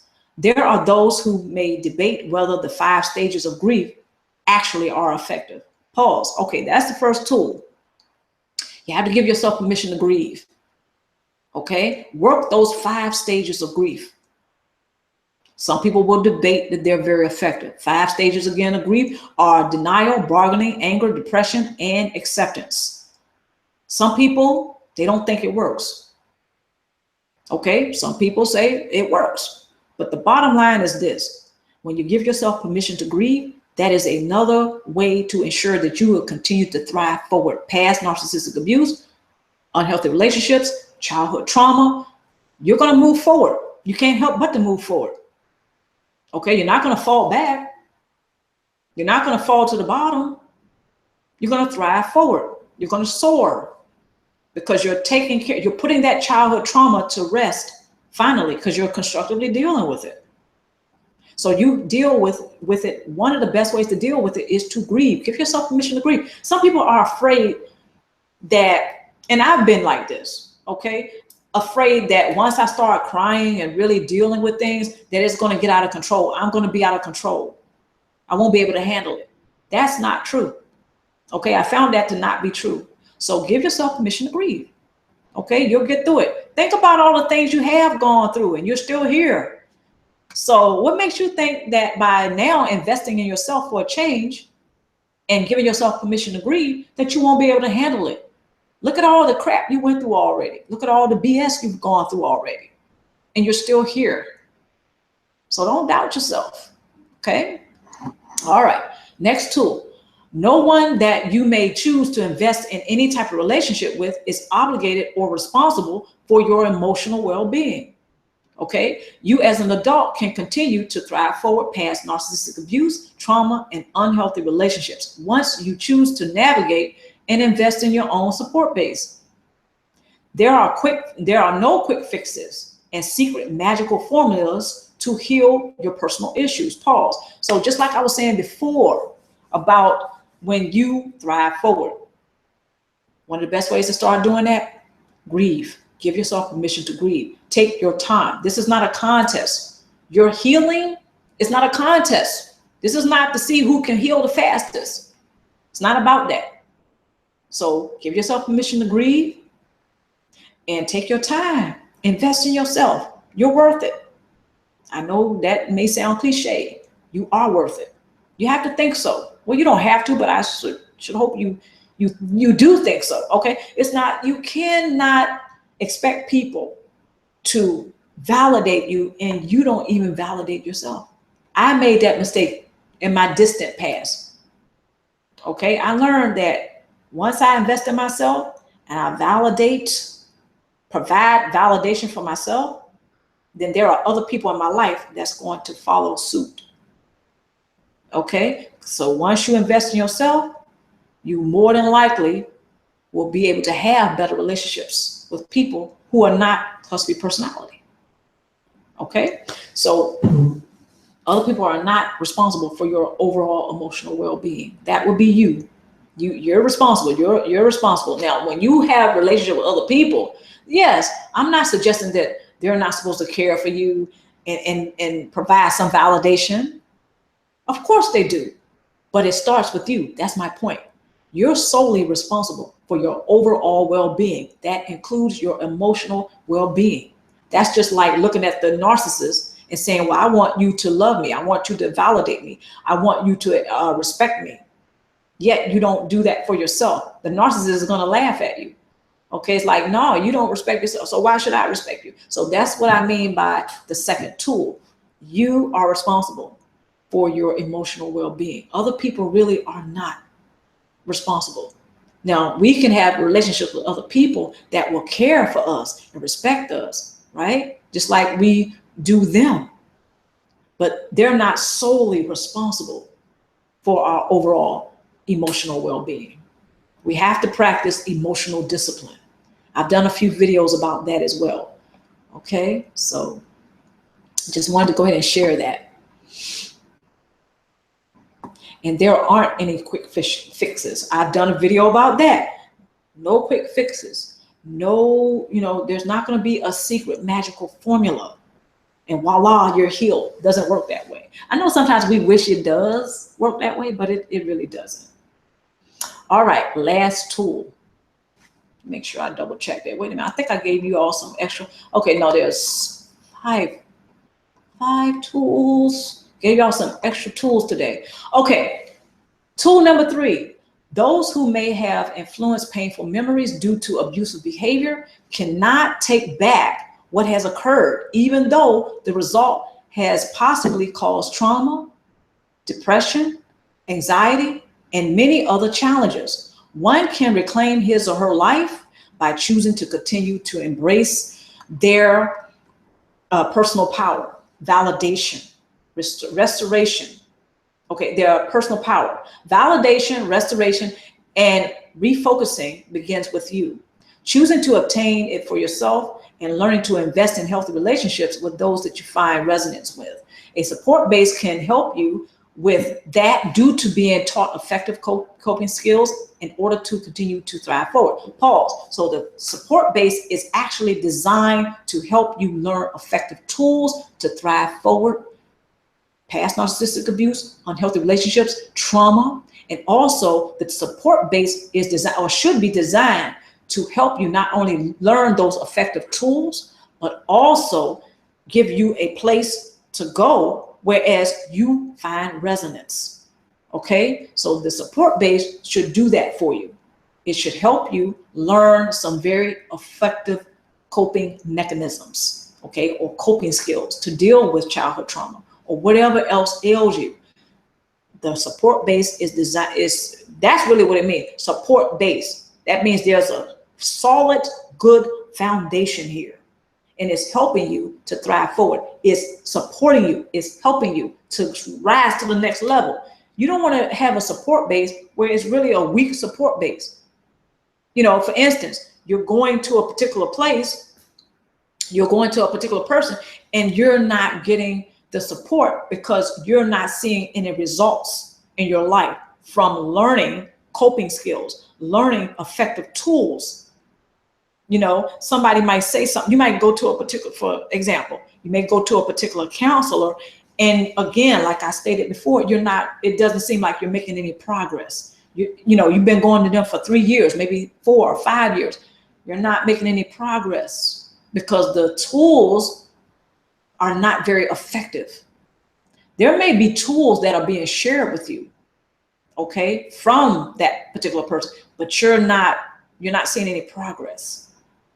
Now, I do want to say this. We are responsible for working the support base. We can't just go to somebody and they're telling us the tools, but we're not actually applying the tools to our lives. We're not working the support base. We're just looking for quick fixes. That's a thumbs down. That's not going to work. And believe it or not, there are a lot of people out here like that. They just want to be entertained. They just want to be comforted, but they do not want to roll their sleeves up and invest in themselves and get the daggone stuff done.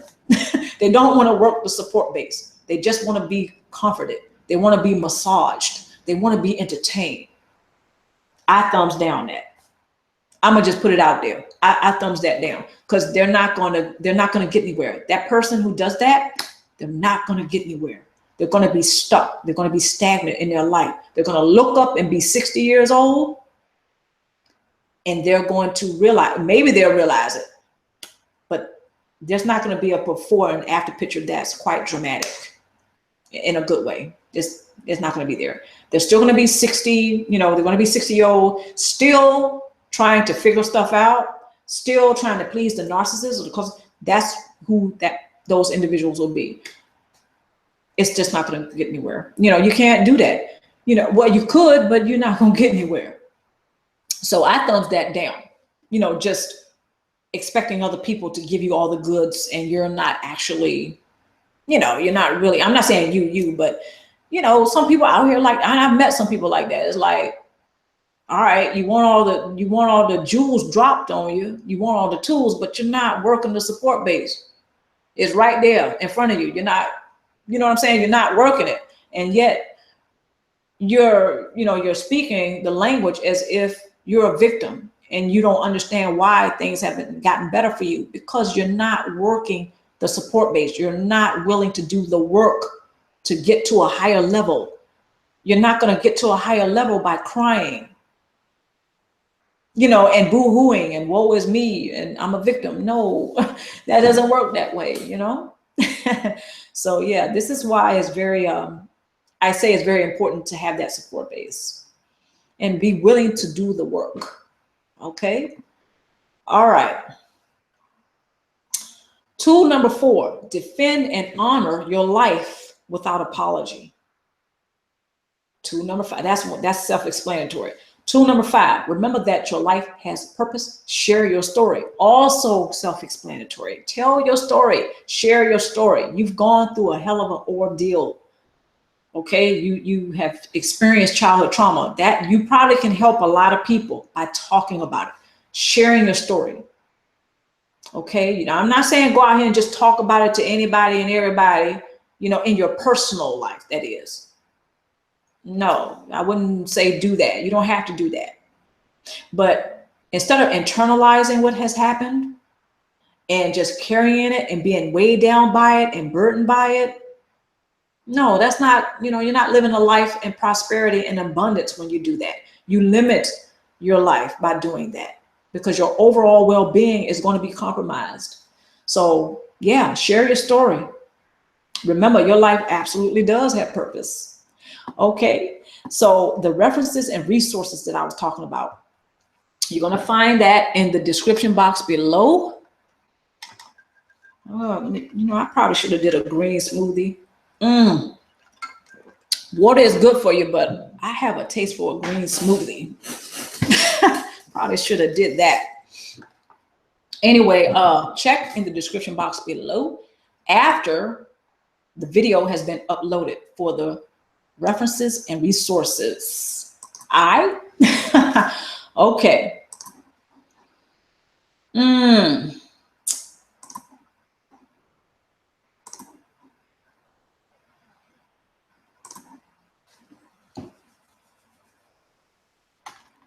All right. You guys see all this big bouquet of flowers behind me? How you doing, Tom? Hi, JC. Yeah, I like kale in my green smoothies. Love kale.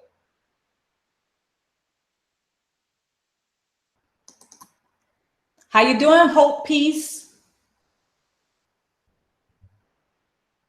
Rebel Justice. Hey, how you doing? What's up?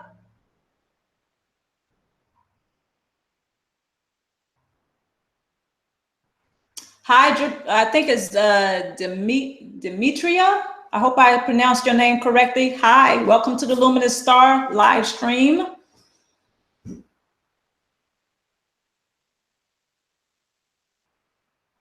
Oh my gosh.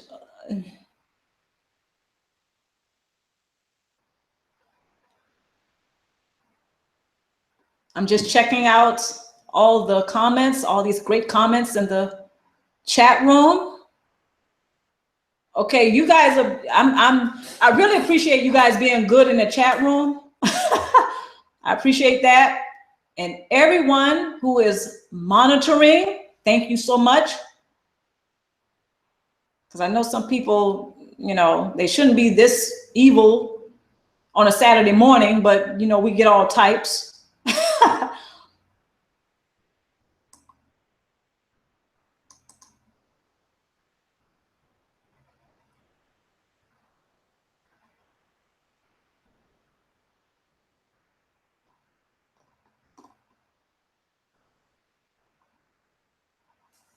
All right, so does anybody have any comments about, you know, anything, or actually any questions about anything that has been discussed?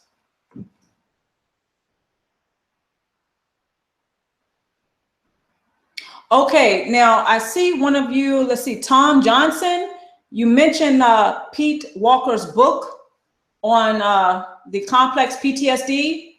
Heard of it?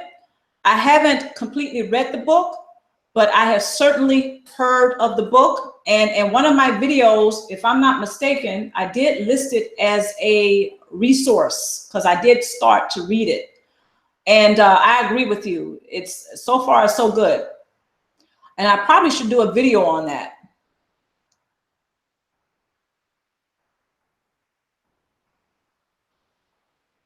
Okay.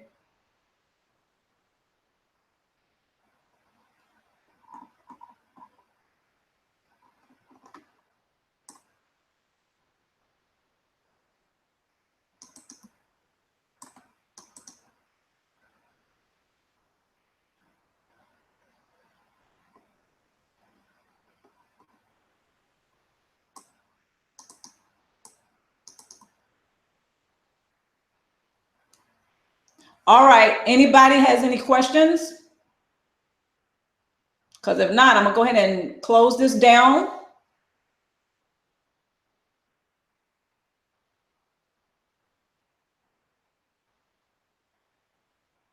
I want to go ahead and thank everybody who's joined me today. And again, wherever you are, I certainly hope you're doing very well. And there will be another live stream shortly. But today I didn't want to go too long because I know on the last live stream, I think I went for at least 3 hours. But from the comments, you all seem to enjoy that. So I appreciate it. Again, on Luminous Star Channel, my goal is to inspire and also motivate everyone who's dealing with not only narcissistic abuse, but also unhealthy relationships.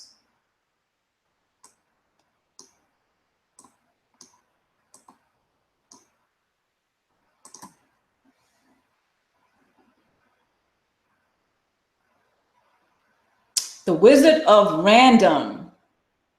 Thank you for joining me today. And I'm certainly glad you enjoyed this live stream. There's more to come.